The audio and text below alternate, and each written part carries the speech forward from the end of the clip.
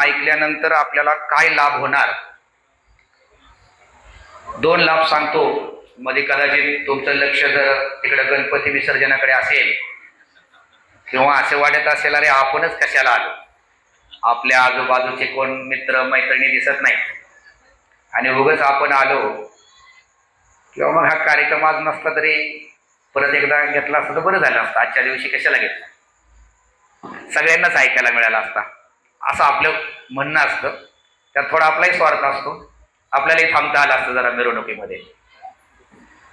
परंतु आजचा दिवसच एवढा महान आहे, कोणत्याही परिस्थितीमध्ये 50 भक्त येऊ, 20 भक्त येऊ, 30 भक्त येऊ, आजच्या दिवशी हे महिमागान व्हायलाच पाहिजे. कारण हा अतिशय महत्त्वपूर्ण असा दिवस आहे, जे आपली सगळी 99% प्रगती आपण म्हणतो की आपल्या हरिनामावरती, आणि जे हरिनामाचे नामाचे आचार्य त्यांना चैतन्य महाप्रभूंनी जी पदवी म्हणून आपण बहाल केली, त्यांचा तिरोभाव दिवस हा कोणत्याही परिस्थितीमध्ये साजरा करणं हे आपल्या भक्तिमय प्रगतीसाठी अत्यंत आवश्यक आहे. त्यामुळे आपण हाच कार्यक्रम घेतला. काही जणांचं जर मत असं असेल की आज का निवडला दिवस हा, म्हणून तुम्हाला अंदाज नव्हता का? सगळा अंदाज होता, तरी पण आपण हा दिवस निवडलेला आहे. तर जे ही कथा आज लक्षपूर्वक ऐकतील त्यांना एक फायदा होईल, एक ना एक दिवस त्यांच्या जिभेवरती शुद्ध हरिनाम येईल. शुद्ध हरिनाम हा शब्द सुद्धा आपल्याला, माणूस सगळ्याचा गर्व करेल. लोक म्हणतात की आध्यात्मिक जीवनामध्ये पण गर्व होतो, सेवेचा गर्व होतो, मी चांगलं भगवंतांचं ड्रेसिंग करतो याचाही गर्व येऊ शकतो, मी चांगलं प्रवचन देतो याचाही गर्व येऊ शकतो, मला शास्त्र जास्त समजतं ज्ञानाचाही गर्व येऊ शकतो. पण मला आजपर्यंत एकही असा भक्त भेटला नाही की तो म्हणतो 16 माळा इतक्या लक्षपूर्वक करतो ना, माझ्यासारखा दुसरा कोण करतच नाही. हा गर्व तुम्हाला या आयुष्यात कधीच येणार नाही. तिथं तरी तेवढी तरी नम्रता आपल्याला मिळेल, बाकी सगळ्याचा गर्व येईल. कारण जपाला बसल्यानंतर काय होतं, सुरुवातीला काय होत नव्हतं, पण जसे जसे दिवस जायला लागतात, वर्षानुवर्ष तेच मंत्र करायचा, तेवढ्याच वेळा करायचा, मनामध्ये मन चलबिचल करत आणि मनामध्ये नको ते विचार, आपल्याला अपेक्षित नसलेले पण विचार येतात. कारण आपण बाहेर जे काय पाहतो, ऐकतो, बातम्या ऐकल्या, बातम्याचा एखादा विचार येतात, वाचलं काय केलं, काय पाहिलं, आपली चेतना दिवसभरात 22 तास एवढी दूषित असते आणि ती चेतना घेऊन आपण 2 तास चॅन्टिंगला बसतो आणि आपण परत म्हणतो अरे लक्षच लागत नाही अजिबात. 22 तास आपण काय करतो याचंही आपण आत्मपरीक्षण करणं गरजेचं आहे. 22 तासामध्ये तुम्ही काय वाचता, काय पाहता, काय ऐकता, कुणाच्या संगात आहे, ती सगळी चेतना 22 तास नंतर तुम्ही जपाला बसता त्यावेळेस ती उघडी होती. आणि पूर्व आयुष्यामध्ये काय ऐकलंय, वाचलंय, पाहिलंय ते एक दरवाजा खुलायला लागतो आणि मग लक्षात येतं जप काही एवढी साधारण गोष्ट नाही. परंतु आज जी ही कथा लक्षपूर्वक ऐकतील त्यांच्या जिभेवरती एक ना एक दिवस शुद्ध हरिनाम येईल. आणि दुसरं, त्यांची भक्तीमध्ये दृढता येईल. अजूनही दृढपणे भक्ती कराल. किती जरी अडथळे आले तरी आपण भक्तिमय जीवन थांबवणार नाही, ऐकणं थांबवणार नाही, जप थांबवणार नाही, संग थांबवणार नाही, सेवा थांबवणार नाही. ही दृढता आपल्यामध्ये हरिदास ठाकूरांचे महिमागान ऐकल्यानंतर येईल. त्यासाठी आपल्याला लक्षपूर्वक ऐकायला लागेल. नाही तर आता इथं बसलो झालं, आता सांगितले 2 लाभ तर आता फिक्सच झाले. ही गोष्ट खरी, इथं येऊन नुसतं बसण्यात पण फायदे आहेत, पण लक्षपूर्वक ऐकलं, आपलं मन कुठे त्याला फार महत्वाचं आहे. आता तुमचं मन जर कुठं बाहेर नसेल तर त्याचा फायदा खूप आहे. मला पण तीच गोष्ट आहे, मी पण सकाळपासून म्हणत होतो आज कोण येईल का नाही. आज मी सांगतोय, माझं मन जर दुसरीकडे असेल आणि सारखं मी त्या गेटकडे बघत असेल आले का नाहीत अजून थोडे, संपलं. मी गोष्ट नेहमी सांगतो, परत एकदा सांगतो, 2 भाऊ असतात, जुनी गोष्ट आहे, 2 भाऊ असतात आणि ते म्हणतात चला इथं कीर्तन आहे गावामध्ये, कीर्तनाला जाऊ. आणि ते दोघं कीर्तनाला निघतात, पण मध्ये रस्त्यामध्ये एक नृत्य चाललेला असतो कार्यक्रम, आपण मराठी ह्याच्यामध्ये तमाशा वगैरे असे शब्द वापरतो. ते मध्ये जायचंच आहे कीर्तनाला तर थोडं हे पण ऐकून जाऊ, थोडं पाहून जरा, आणि मग पुढे जाऊ. दृढता नव्हती एवढी भक्तीमध्ये. मग थोडं थांबतात तिथं दोघं. त्यातला एक म्हणतो आता तू जा पुढं, मी इथंच थांबतो. अरे तो म्हणतो चल तिकडं. आपण निघलोय कशाला घरातनं बाहेर? आपल्यातलं काही जणांचं असं झालं असलं तर माहित नाही. आले निघाले मध्ये विसर्जन मिरवणूक दिसली आणि जुने मित्र भेटले, अरे थांब कुठं चालला, थांब रोज आहेच तिकडं, आज जरा इथं थांब. किंवा असं म्हणत पण आलं असं तर एक भाऊ म्हणतो की जाऊला नको, इथंच थांबतो. दुसरा म्हणतो नाही नाही केलं पाहिजे. त्या दोघांच्या विचारामध्ये विसंगती येते. एक थांबतो आणि एक जातो. पण जो तिकडे गेलेला असतो कीर्तनात तो विचार करतो कीर्तनात तर फार लोक नाहीत, तिकडे थांबला असतो तर बरं झालं असतं, थोडं छान गाणी ऐकायला मिळाली असते. आणि जो इकडे असतो तमाशामध्ये तो विचार करतो आपण फार मोठं पाप केलं, आज घरातनं बाहेर पडलो कीर्तनाला आणि आपण तिकडे गेलोच नाही, आपण खूप मोठी चूक केली. ह्याला पश्चाताप होत होता आणि ह्याला वाटत होतं आज आपली इंद्रिय तृप्ती कमी झाली, थोडं तिकडे थांबला असतो भावावर तर काय एखाद्या वेळेस हरकत आहे म्हणून. मग तमाशावाला विचाराने होता कीर्तनामध्ये आणि कीर्तनवाला विचाराने होता तमाशामध्ये. दोघांना पश्चाताप व्हायला लागतो. कीर्तनवाल्याला वाटतं चला तमाशा बघायचा, मग तो उठतो निघतो यायला. आणि जो तमाशामध्ये म्हणतो तो आपण पाप केलं, आपण कीर्तनात जायला पाहिजे, तो पण उठतो. दोघं अर्ध्यावरनं उठतात, मध्ये रस्त्यामध्ये येतात, दोघांची एकामेकाची गाठ पडते. तो कुठं चालला, मी कुठं चालला. तेवढ्यामध्ये असं होतं जोराचा पाऊस सुरू होतो, वीज कडकडते आणि दोघांच्या अंगावर वीज पडते, दोघं मरण पावतात. आता जातात यमराजाकडे सगळे, मग त्यांचे सगळे आयुष्यातले सगळे कर्म वगैरे सगळे सुरुवात होतात. हे कर्म बाहेर येतं. आता ह्यात कुणाला भेटेल जास्त द्यायचं, तर यमराज पाहतात आणि जो तमाशामध्ये थांबलेला असतो त्याचं पारडं पुण्याचं जास्त भरतं. अरे तो म्हणतो असं काय राव, तमाशावाल्याला जास्त आणि कीर्तनवाल्याला कमी. यमराज म्हणतात तो शरीराने कीर्तनात होता पण तो मनाने तमाशात होता, आणि हा मनाने तमाशात होता, सॉरी शरीराने तमाशामध्ये होता पण मनाने तो कीर्तनात होता, म्हणून त्याला पुण्य जास्त. त्यामुळे आज जे इथं आहेत त्यांनी मनाने इथंच थांबा, नाहीतर झालं आता थांबलो बस अशा भूमिकेत राहू नका. कदाचित तिथं एखादं जर विसर्जन मिरवणुकीत असेल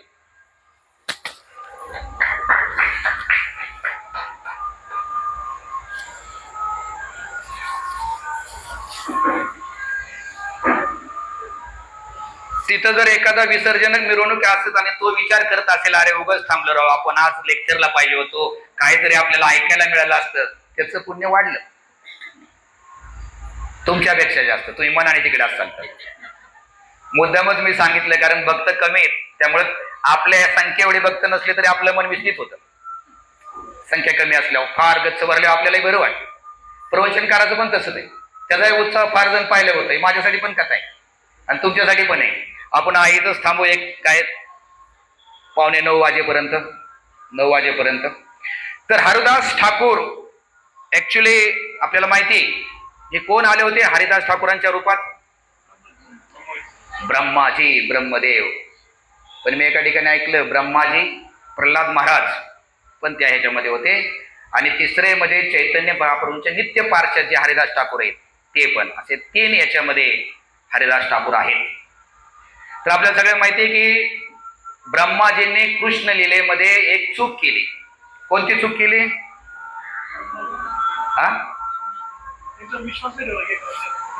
आणि त्यांनी भगवंत आणि त्यांचे गोप बालक गाई वासरे यांना काय केलं? वेगळं केलं. आणि त्यांना त्याचा इतका पश्चाताप झाला. हो का, इंद्राने पण चूक केली. इंद्राने इतका पाऊस पाडला का तर माझी पूजा करत नाहीत म्हणून. तर हा मान आणि सन्मान हा इतका आपल्याला इतकी त्याची गरज वाटते की इंद्र म्हणजे साधं पद आहे भगवंतांपाशी, पण मान आणि सन्मान मिळाला नाही म्हणून तो इतका विचलित झाला की त्यांनी पुढच्याला संपवण्याचा विचार केला. हे मान आणि सन्मान निघणं हे खूप लांबची गोष्ट. एक वेळ बाकीचे सगळे आपल्या इच्छा जातील, 4 नियमाचं पालन होईल, जप करू, पण मान सन्मान हे इतकी सूक्ष्म गोष्टी की ती सहजासहजी निघत नाही. हे या गोष्टीतनं आपण शिकायला पाहिजे. इंद्राचा सन्मान इंद्राला दिला नाही म्हणून इंद्र इतका क्रोधित झाला की प्रलयाच्या वेळी ज्या प्रकारे वर्षाव केला जातो पावसाचा पाण्याचा, तसा वर्षाव त्यांनी केला. म्हणून हा मान आणि सन्मान हा हृदयातनं जाणं हे खूप अवघड आहे. कारण प्रत्येक जण त्याच्यासाठी आतुरलेला आहे. मान आणि सन्मान नाही मिळाला आपल्यालाही तर आपण सेवा सोडायला तयार आहे का? तिथं सेवा करत नाही, काय नाही, कोण विचारत नाही तिथं. आणि माझा एकदा त्यांनी अपमान केला, हो तो सेवा सोड. हे सूक्ष्म स्तरावरती थे खूप ह्या गोष्टी सहजासहजी निघत नाही. इंद्रदेवाच्या ह्या कथेतनं आपल्याला समजतं. पण इंद्रापेक्षाही जास्त राग ब्रह्मदेवांचा काय आहे? इंद्राने काय केलं? पाऊस पाडून सगळ्यांना एकत्र केलं. सगळे एकत्र आले 7 दिवस, सगळ्या गोप एकत्र आले, सगळे वासरे सगळे गोप सगळे एकत्र आले, एकत्र आणलं. परंतु ब्रह्मदेवाने त्यांना वेगळं केलं. त्यामुळे ब्रह्मदेवांना खूप पश्चाताप झाला की मी खूप मोठी चूक केली म्हणून. आणि तो पश्चाताप, एखाद्या गोष्टीचा पश्चाताप जर आपल्याला झाला तर तो घालवायचा असेल तर काय करायचं? एक चांगली गोष्ट करायची. काय चुकलेलं आपल्याला वाटलं ते चांगलं. ब्रह्मदेव म्हणले आता काय चांगली गोष्ट करू? तर ते नवद्वीप मध्ये आले आणि नवद्वीप मध्ये आले आणि त्यांनी तपश्चर्या केली. काय तपश्चर्या केली? की त्यांना माहिती होतं नंतर चैतन्य महाप्रभू प्रकट होणार आहेत, म्हणून त्यांनी तपश्चर्या केली की नंतर चैतन्य महाप्रभू प्रकट झाले. म्हणले ब्रह्मदेव तुम्ही का आलाय तपश्चर्याला इथं नवद्वीप मध्ये? तर ब्रह्मदेव म्हणाले की अशी अशी माझ्याकडनं चूक झाली, आता मला अतिशय शूद्र कुळामध्ये जन्म हवाय आणि दास दासानुभाव या भावनेमध्ये मला भक्ती करायची तुमची. ब्रह्मदेवांची काय अपेक्षा आहे बघा, दास दासानुभावामध्ये मला तुमची भक्ती करायची आणि शूद्र कुळामध्ये मला जन्म द्या की मला कशाचाच गर्व नको. मग चैतन्य महाप्रभूंच्या इच्छेने ब्रह्माजी त्या ठिकाणी हरिदास ठाकूर म्हणून ते जन्माला आले किंवा त्यांनी आविर्भाव झाला. हे ब्रह्मदेव हे साधारण आहेत का? आपले जो संप्रदाय आहे त्याचे प्रवर्तक कोण आहेत? ब्रह्माजी, ब्रह्म मध्व गौडीय संप्रदाय. ब्रह्मजी हे काही साधारण नाहीत, ते हरिदास ठाकूर आहेत. हरिदास ठाकूरांच्या ह्याच्यामध्ये आलेत ते. ब्रह्मदेव बघा तुम्ही, हिरण्यकशिपू असतील किंवा इतर कोण असतील, स्वर्गापर्यंतच्या देवदेवतेंना ते घाबरवतात किंवा ते देवी देवता पण नेहमी घाबरलेले असतात या राक्षसांपासून. ब्रह्मदेवांच्या स्थानाला कोणी हात लावत नाही. हिरण्यकशिपू पण तिथं जाऊन प्रणाम करतो. ब्रह्मदेवाचं स्थान वरचं आहे खूप, हे स्वर्ग खूप खाली आलं. स्वर्गामधील देवी देवता हे नेहमी भिलेले असतात की आपलं कोण पद घेईल का, आपल्यावर कोण आक्रमण करेल का. ब्रह्मदेवांना ती भीती नाही. असे हे ब्रह्माजी पश्चाताप करून की जे एवढ्या मोठ्या स्थानावरती आहेत त्यांनी, त्यांच्या पण लक्षात आले आपली चूक आणि त्यांनी पश्चाताप केला आणि हरिदास ठाकूरांचा त्यांनी रूपात आले. म्हणजे हरिदास ठाकूरांची महानता लक्षात घ्या. सर्वोच्च स्थान आहे त्यांचं. आणि ब्रह्मदेव हे कशाचे बनलेले? आपण म्हणतो ब्रह्मदेव हे फक्त बुद्धीचे बनले, काही नाही दुसरं त्यांचं. कारण सगळी सृष्टीची निर्मिती वगैरे सगळी त्यांची. असे बुद्धीचे बनलेले ब्रह्मदेवही सांगतात या कलियुगामध्ये बुद्धियोग नाही, कर्मयोग नाही, फक्त भक्तियोग आहे. या कलियुगामध्ये तुम्ही फक्त भगवंतांचं हरिनाम घेऊनच परत तुम्ही गोलोकला जाऊ शकता, भगवंतांना प्रसन्न करू शकता.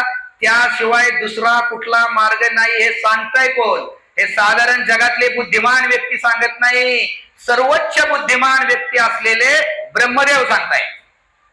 आता तरी आपल्याला हा विश्वास बसला पाहिजे. कारण बाहेरच्या जगात समज असा आहे भजन कीर्तन म्हणजे भावुक लोकांचं काम आहे. काय नाच करतायत, डान्स करतायत, हरे कृष्ण तास नवीन ज्यावेळेस भक्त येतात ते असे गडी घालून असतात कीर्तन सुरू झाल्यानंतर. मग आपलेच कोणतरी हाताला धरणार आणि त्या गोल राऊंड मध्ये घेणार त्यांना आणि आपल्या त्या गोल राऊंड मध्ये गरगर फिरत असतात. ते नवीन नवीन मला वाटत काय तासून तास डान्स बरं, 1 तास 1.5 तास 2-2, 3-3 तास डान्स. ते एखाद्याला बुद्धिमान माणसाला वाटतं जरा ज्ञानाचं काहीतरी बोला, ग्रंथातलं सांगा जरा, बुद्धीचं जरा, बुद्धीचा विषय बोला जरा. परंतु या सगळ्यात बुद्धिमान असलेले ब्रह्मदेव सांगतायत. ब्रह्मदेवाने झाकून दिलं की त्यांनी फक्त काय केलं, रोज 3 लाख जप केला मंत्राचा, म्हणजे 192 माळा. आणि त्यांनी सांगितलं या कलियुगामध्ये हरिनामाशिवाय तुम्हाला दुसरा पर्याय नाही. बुद्धीने तुम्हाला भगवंत समजणार नाही. अरे बुद्धीने तुम्ही अलीकडचा काळ सुद्धा समजून घेऊ शकत नाही. शिवाजी महाराजांचा काळ पण जरी समजून घ्यायचा म्हणलं तर बुद्धीने अवघड आहे. काय ते गड वाटतं कसे ते घोडे हत्तीवरती गेले असतील आणि कसं त्या ठिकाणी सगळं सामान वर, तिथं जेवण एवढं. आता आपल्याला वर जायचं म्हणलं तरी अवघड आहे चालत. मग ते रोपे वगैरे. शिवाजी महाराजांचा काळ आता नुकता आहे, तो आपल्याला आपल्या बुद्धीने कसं जमेल समजून घेणं. आपली बुद्धी नेहमी विचारते कसं शक्य आहे. आपलं एक वाक्य कसं शक्य आहे असं. बुद्धीचं जे कसं शक्य आहे कसं शक्य आहे, त्यामुळे आपल्याला आताचा काळ समजणार नाही तर तो सत्ययुग त्रेतायुग द्वापरयुगातला काळ आपण आपल्या बुद्धीने इमॅजिन कसं करू शकतो. त्याला एकच पर्याय, जे आपले गुरु सांगतायत, जे आपले आचार्य सांगतायत त्यांच्या शब्दावरती विश्वास ठेवणे. इथल्या परिस्थिती जर तुम्ही अंदाज बांधून तिथल्या परिस्थितीचा विचार करत असाल, आपल्याला सांगितलं जातं भगवंतांचं नाम आणि भगवंत अभिन्न आहे. लावा इथल्या परिस्थितीने किती बुद्धीने विचार करा. कसं शक्य नाव आणि ते दोन्ही सारखंच. आपल्याला माहिती इथं जिलेबी म्हणली तर जिलेबी जोपर्यंत खात नाही तोपर्यंत काय उलट जिलेबीचं उलट ते सुरू होतं. काय आवडतं पदार्थ? गुलाबजाम. किती वेळा गुलाबजाम म्हटलं तर भूक भागेल का गुलाबजाम खाल्ल्याशिवाय? तर तिथं तसं नाही. पण हे आपल्या बुद्धीने किती समजावं इथं. आपण आपल्या पद्धतीने अहो साधं दुसऱ्या देशात जायचं म्हणलं तर तिथले नेम वेगळे. तिथल्या पद्धतीने तुम्ही जर विचार करत असाल तर ते नेम तिथं नाही. म्हणून बुद्धीने गोष्टी समजणार नाही. तुम्ही भगवंतांचं हरिनाम घ्या, हळूहळू हृदयातले भगवंत तुम्हाला सगळ्या गोष्टी प्रकट करतील. त्यासाठी हरिनाम अतिशय. मोबाईल न पाहता कोण आहे बरं 16 माळामध्ये एकदाही मोबाईल पाहत नाही. आता मला माहिती आहे आपले भक्त खूप नम्र आहेत, हातच वर करणार नाही. भरपूर असतील, भरपूर असतील, पण तेवढे नम्र आहेत की ते हात वर करणार नाहीत. किंवा मी तो मोबाईल तिकडे बाजूला ठेवतो आणि 16 माळा झाल्यानंतरच तो मोबाईलला हात लावतो. असं एक जण आहे का? अरे बोलता गुरुजींसाठी ते असं म्हणतात ना, ते प्रभुपादांना जर माहित असतं की हे बोट नंतर मोबाईल साठी वापरलं जाईल तर ते आत घालायला लावलं असतं. त्या बोटाने सगळा कार्यक्रम चाललाय. असा फिरवायचं, असा इकडून फिरवायचं असं ते बोट. हे माझ्यासाठी सांगतोय. नाही तर मला कधीतरी मोबाईल बघताना बघाल जप करताना आणि हे काय सांगतंय, हे तुमच्यात आणि माझ्यात काय फरक नाही. फक्त मी इथं बसलोय तुम्ही खाली. आपण काय वेगळे आहे का? काहीच नाही. आपला आश्रम एक, आपले विचार आहे, आपल्या समस्या एक, आपल्या सगळ्याच गोष्टी एक आहे. ज्यावेळेस ब्रह्मचारी संन्यासी हे भक्त बोलते तेव्हा त्यांचं आचरण आणि बोलणं यात साम्यता राहते. आपल्या सगळ्याच गोष्टी एक आहेत. फक्त तर नाईलाजाने कोण उपस्थित नाही तिथं. आपण नंदूला कोणा विनंती करतोय की तुम्ही 4 आठवडे थांबा, पण प्रोजेक्टना तेवढा वेळ मिळत नाही मुंबईच्या सेवेमुळं.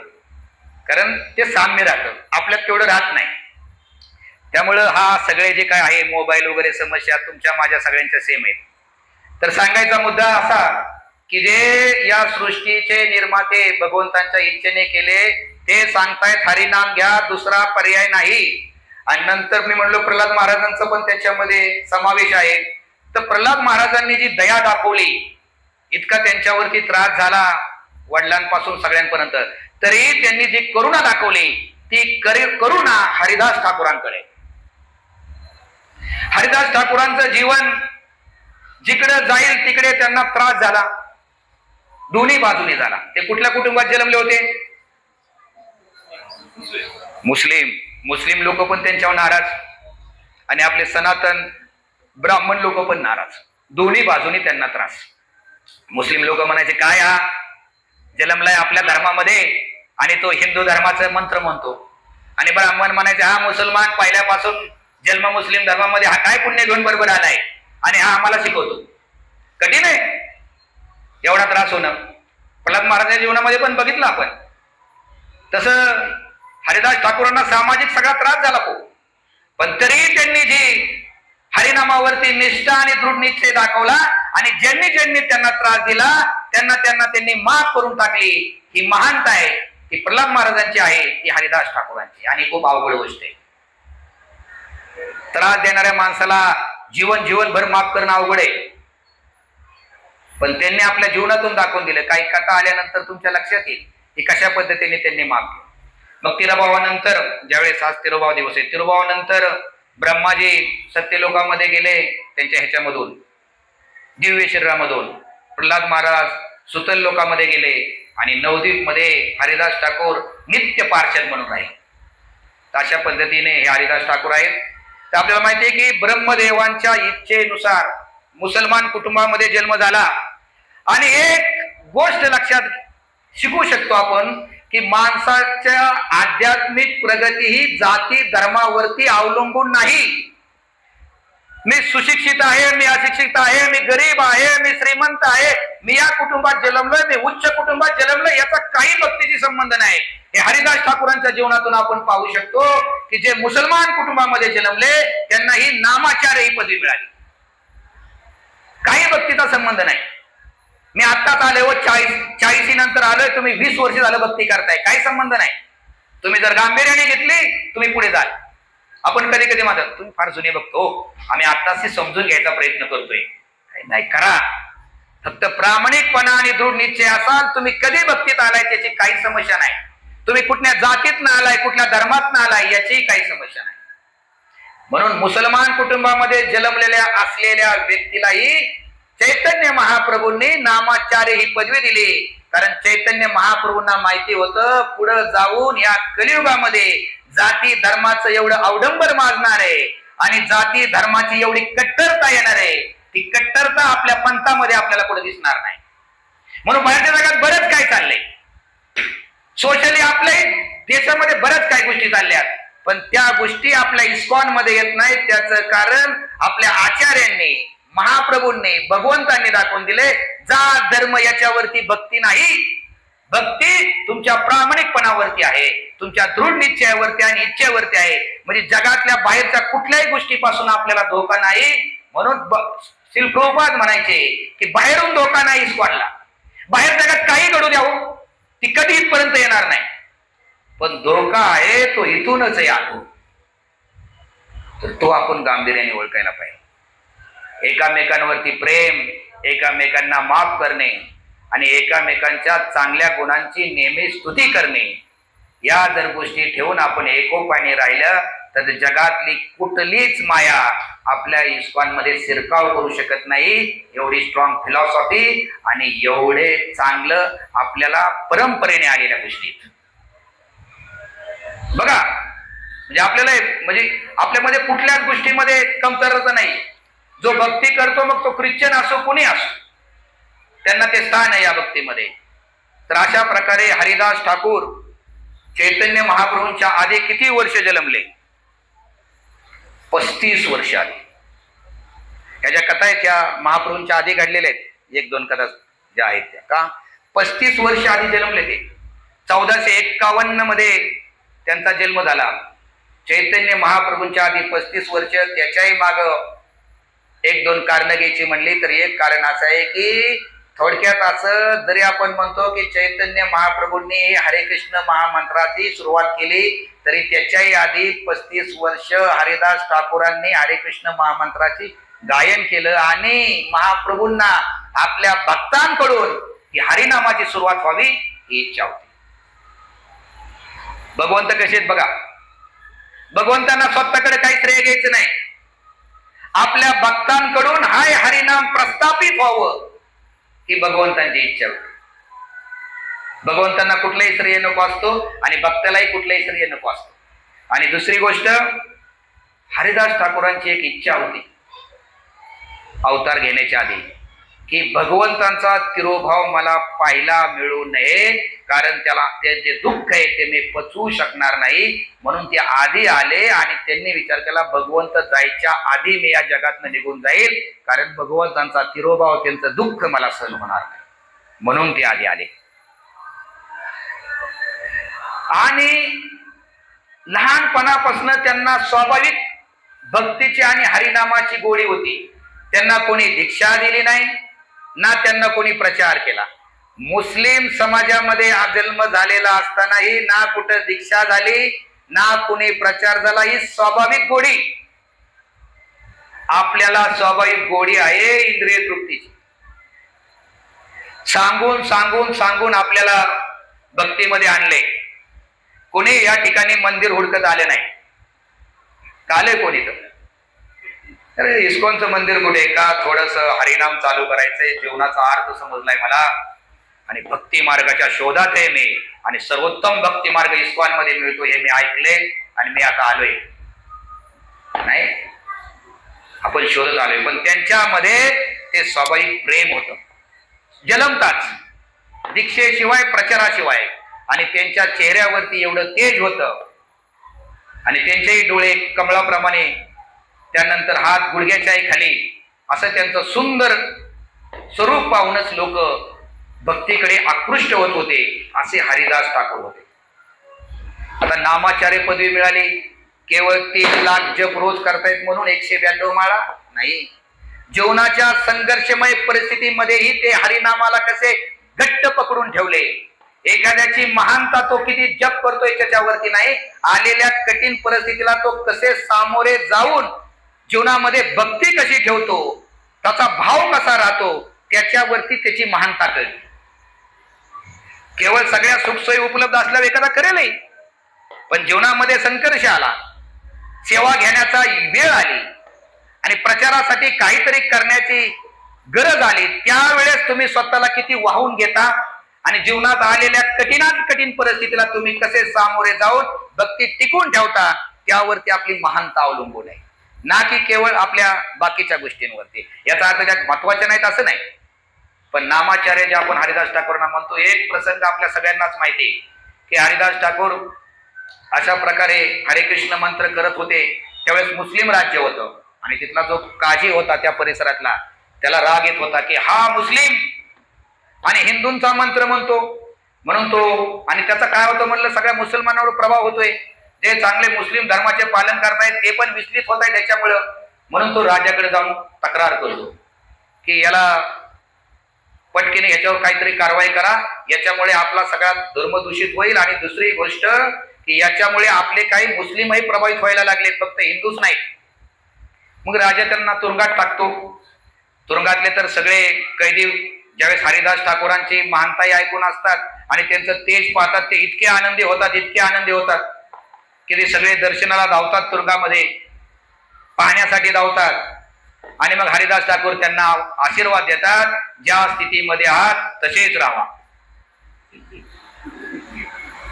काय असा आशीर्वाद, ज्या स्थितीमध्ये, म्हणजे आम्ही तुरुंगातनं कधी बाहेरच पडू का नाही. हरिदास ठाकूर म्हणतात की आता तुमच्यामध्ये कृष्ण प्रेम निर्माण झाले, असंच प्रेम तुमच्यामध्ये आयुष्यभर राहावं, ह्या तुम्हाला आशीर्वाद आहे. आपल्याला आशीर्वाद जर इकडे तिकडे झाला तर जमत नाही. आपण मागताना पण मागणी एकदम तंतोतंत मागतो, सगळा विचार करून शब्द ना शब्द ठरवून बघतो. कोण असं सहज मागतो काय, परत नको असं नको मागायला, पूर्ण मागूस. असं असं असंच झालं पाहिजे माझ्या जीवनामध्ये. आशीर्वाद पण आपण मागताना प्रार्थना करतो ना, कधी भौतिक प्रार्थना करता ना, नाही करत. काय तंतोतंत प्रार्थना असते, पहिलाच नंबर येऊ दे असं नाही म्हणत. दुसरा आला तरी चालेल भगवंता, तिसऱ्यापर्यंत पण ठीक आहे, पहिलाच. आता हे आपण नाही करणार, मुलं वगैरे इथं इथं ऍडमिशन तिथंच का 3 पर्याय देतो आपण, भगवंता ही हे हे एकच. आशीर्वाद पण आपल्याला व्यवस्थित लागतो. एक व्यक्ती असाच जातो, भगवंता म्हणतो खूप गरिबी चालली, काय पैसे नाहीत, काय नाहीत, थोडे एक 50-1,000 रुपये इकडून तिकडून कुठून मिळले तर बरे होईल. रस्त्याने चालायला लागतो आणि तो तिथं म्हणतो भगवंतांना 50 मिळले तर निम्मे तुम्हाला भगवंता, पण तेवढं काम करा आपलं. रस्त्याने चालायला लागतो, 25,000 रुपये सापडतात. परत भगवंतांकडे येतो, पैसे टाकायला नाहीत. काय भगवंता तुम्ही किती हुशार आहे, तुमचे 25 आधीच काढून घेतले तुम्ही आणि मला 25 दिले. तर हे आपली सगळ्यांची परिस्थिती आहे. फक्त मागण्याची इच्छा आहे, देण्याची इच्छा आपली नाही, भगवंतांची सेवा करण्याची एवढी नाही इच्छा. कित्येक वर्ष आपण किती मागत आलोय भगवंतांना, त्या प्रमाणात आपण भगवंतांना देतोय का. तर हरिदास मग राजा विचारतो शेवट, एवढा प्रभाव बघून, अरे म्हणतो काय तू मुसलमान आहे असं करतो, नको तू असं करू, तुला सोडून देऊ. राजा म्हणतो, मग ते म्हणतो, हरिदास ठाकूर म्हणतात तू अल्लाचं म्हणजे बाकी हे नाव का घेतो कृष्णाचं. ते म्हणलं अल्ला कृष्ण सगळे एकच आहेत, तुमच्या हृदयामध्ये जे भगवंत आहेत ते माझ्या, मला ते प्रेरणा देतात हे नाव घ्यायला म्हणून मी घेतो. शेवट तुम्हाला जे प्रेरणा देतात तुम्ही ते घ्या. त्या राजालाही वाटतं राव काहीतरी समजण्यासारखं आहे, पण तो काजी म्हणतो नको, कारण हा जो विष पसरवत चाललाय त्याच्यामुळे खूप परिणाम होतील. आणि हा एवढं बोलतोय ना नामस्मरणाविषयी, तर आपण त्याची निष्ठा एकदा बघू ना, श्रद्धा किती नामस्मरणावरती एकदा चेक करू म्हणले आपण. काजी परत राजाला सांगतो, तिथं कुठे आहे का गणपती लागलो आवाज, कसा माझा आवाज आहे काही छोटा नाही, एवढ्यात पण माझा आवाज येईल एवढा आवाज आहे माझा, त्यामुळे बहुतेक मला नेमल्या दिसते. म्हणजे आवाज किती आला तरी अशी व्यक्ती नेमूया की अडचणच नाही आली पाहिजे आपल्याला, नाही तर फार बारीक आवाज असते अवघड आहे एवढ्यामध्ये. ठीक आहे, गणपती बाप्पा. आपल्याला काय कुठल्या देव वगैरे आपण असं काही अजिबात हे करत नाही, असे काही नाहीये, परंतु बाकी देवांना भगवंतांसमोर समान मानणं हा अपराध आहे. त्यांची पूजा अर्चा करणं याच्या बाबतीत अपराध नाही, पण भगवंता इतकेच ते आहेत त्यांच्या समान मान. पंतप्रधान आणि मुख्यमंत्र्यांना तुम्ही जर समान मानेल चालेल का? तो पंतप्रधानचा अपमान आहे का नाही? तुम्ही पंतप्रधानाला जो गुच्छ देणार, तुम्ही जाता मंत्र्यांना गुच्छ घेऊन, जेवढा मंत्र्याला देता तेवढ्या बाजूच्या आमदाराला देता का? ठरलेलं असतं तुमचं, यांना हो, यांना यांना यांना इशार, त्यांना. आपण हुशार आहे, इथं हुशारी दाखवा ना. गणपती किंवा कुठलेही देवी देवता असो, आपलं काही मत नाही त्याविषयी, परंतु एकच आहे की भगवंतांच्या स्तरावर आणणं हे मात्र अपराधिक होईल. कधी गेलो दर्शनाला, प्रभुपाद पण एकदा गेले देवीच्या दर्शनाला, म्हणले देवीच्या दर्शनाला चला. प्रभुपाद गेले, प्रभुपादांनी फक्त आपण डाव्या बाजूने दंडवत करतो, प्रभुपादांनी सरळ केला. प्रभुपाद फक्त म्हणाले की देवीला मी प्रार्थना केली की ही तुझी सगळी मायाशक्ती, ही मायाशक्ती माझ्या भक्तीमध्ये अडचणीची होऊ नये, आणि देवीला प्रार्थना केली, प्रभुपाद आले. म्हणजे असं काय कोणी बोलवलं आम्ही नाही गणपतीला येत, जाता ना आरतीला वगैरे. कधी कधी एवढी कट्टरता येते आपल्याकडे, ती पण कट्टरता चांगली नाही. म्हणजे कोणी बोलवलं वगैरे नाही, बाकीच्या जगात असा समज होतो की कृष्णाशिवाय कशाला मानतच नाही. अरे नाही बाबा, आमचं तसं नाही. फक्त आम्हाला एक कळलंय की भगवंत पूर्ण आहेत, आणि 33 कोटी देवतांना जर दिवसात अगरबत्ती ओळायची म्हणले तर आम्हाला माहिती ते शक्य नाही. एकाला ओळखले की सगळ्यांना जाते, या भावनेत आम्ही कृष्ण भावनेत आहे. सगळ्यांची सेवा आम्ही करू शकत नाही, आम्हाला वेळ नाही, हाच करायला एवढा आपल्याला वेळ होत नाही. तर मग ते म्हणतात एवढं काय करतो, मग काय सांगतात ते म्हणजे नाही, याची निष्ठा आणि याचा विश्वास पक्षाला पाहिजे कसं. मग काय करा म्हणले, त्या काळाची प्रचलित अशी शिक्षा होती. कोणती शिक्षा होती प्रचलित? बाजारामध्ये फटके मारणे. 22 बाजारामध्ये चाबुकाने म्हणूया आपण, फटके मारणे हे फार कडक शिक्षा होती त्या काळात होती. वेगवेगळ्या शिक्षा होते. आपल्याला एकही शिक्षा माहिती आहे की पूर्वी असंही करायचे वाटतं की ते ह्याच्यामध्ये न्यायचे समुद्रामध्ये राजे लोक, आणि असं तोंड दाबून खाली न्यायचं, आणि जोपर्यंत श्वास कोंडत नाही तोपर्यंत खाली, आणि एकदम पार आता त्याला वाटतं जीव जातो म्हणून काही सेकंदासाठी त्याला वर आणायची, आणि परत थोडं बरं वाटलं की परत खाली न्यायची, त्या पाण्यामध्ये घालायची. आपल्याला असं सांगितलं जातं की सुख हे तेवढंच आहे फक्त आपलं, ते बाहेर आल्यानंतर ते छान वाटतं का नाही, त्या माणसाला वाटेल का नाही तो चल खाली परत. सुख पण तेवढंच आहे आपल्या जीवनामध्ये, फक्त दुःखाचा विसर हे सुख, एवढंच सुख आहे, वेगळं असं सुख नाही. सुख म्हणजे काय, अरे काय महिनाभर झाले काही कुठलं टेन्शन नाही, काय नाही, निवांत आहे, मी सुखी. सुख म्हणजे काय, दुःखाचा अभाव म्हणजे सुख. ह्याच्या पलीकडे या जगामध्ये प्युअर सुख नाही. प्युअर सुख फक्त आध्यात्मिक जीवनात आहे, बाकी सुखामध्ये दुःख दडलेले. जास्त गोड खाल्लं तर कधी ना कधी डायबिटीसची लक्षण आहे. त्या खाल्लेल्या गोडपणामध्ये सुख दडले, दुःख दडले. जे जे तुम्ही सुख म्हणून पाहता ते कधी दुःखाचं कारण होईल ते सांगता येत नाही. ही या जगाची परिस्थिती. मग म्हणले असं त्याला 22 बाजारामधनं फटके मारू, आणि असे शिपाई नेमतात. त्या शिपायांचं ट्रॅक रेकॉर्ड असं असतं, प्रत्येकाचं रेकॉर्ड असते. काही काही पोलीस अधिकाऱ्यांचं पण रेकॉर्ड असतं. असा एखादा अधिकारी असतो ते म्हणतात त्याच्या तावडीत सापडला ना सरळच म्हणा.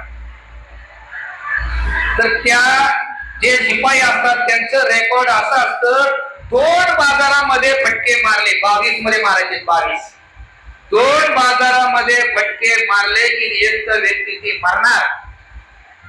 किंवा ती व्यक्ती ते सांगल ते कबूल करणार. दोनच गोष्टी घडणार. कोणत्या दोन गोष्टी घडणार? एक तर ती व्यक्ती जागेवर मारणार आणि दुसरी गोष्ट तुम्ही म्हणाल तसं चला. परंतु या ठिकाणी आपल्याला पाहायला मिळतं इतके मारत होते तरी हरिदास ठाकूरांच्या चेहऱ्यावरती तोच आनंद होता आणि तेवढ्याच आनंदाने ते हरिनाम घेत होते. इतके फटके मारत होते की बाकीचे लोक घायल झाली बघून. आणि त्यांचं ट्रॅक रेकॉर्ड असं होतं की 2 बाजार खूप झाले हो, एखाद्याला सरळ करायला नाही तर मारायला. पण हरिदास ठाकूरांच्या चेहऱ्यावरती तोच आनंद होता आणि तोच हरे कृष्ण मंत्र सुरू होता. आपल्याला फॅन खाली सोप्यावरती बसून जरी हरिनाम गायला लावलं तरी आपला चेहरा 22 फटके मारण्याचा होतो का नाही? फॅन खाली मस्त बसतो आपण, सकाळी उठतो, कोण 5 ला, कोण 6 ला, कोण 7 ला. फॅन खाली बसतो, मस्त फॅन लावा, कुणाला तरी कुणावतो नसला लावला तर फॅन लावा. सोप्यावरती मस्त मांडे वगैरे घालून बाजूला पाण्याची बाटली, 1 तासामध्ये तिकडे प्रसाद तयार होणार आहे आणि जपाला बसलाय. जप झाल्यावर त्याचा चेहरा बघा 22 फटके मारल्यासारखा आहे. आणि इथं इतकं मारून पण चेहऱ्यावरती तोच आनंद आहे. हे जे आपण म्हणतो ना नामाचार्य का म्हणतो, इतके मारून सुद्धा ना ते असे म्हणाले मी आजपासून मंत्र बंद करतो, मी मंत्र घेणार नाही आजपासून. त्यांनी त्या क्षणी मंत्र चालू केला. बाकी पाहणारे लोक दुःखी व्हायला लागले, त्यांना ते सहन होत नव्हतं ते सगळं पाहणं. ते दुःख व्यक्त करायला लागले. जे मारत होते त्यांनाही दुःख होत होतं की आपण हे काय करतोय, ही व्यक्ती कशी जन्मली बाबा. त्यांना पण म्हणलं आता करणार काय, आदेश आहे राजाचा, म्हणून ते मारत होते.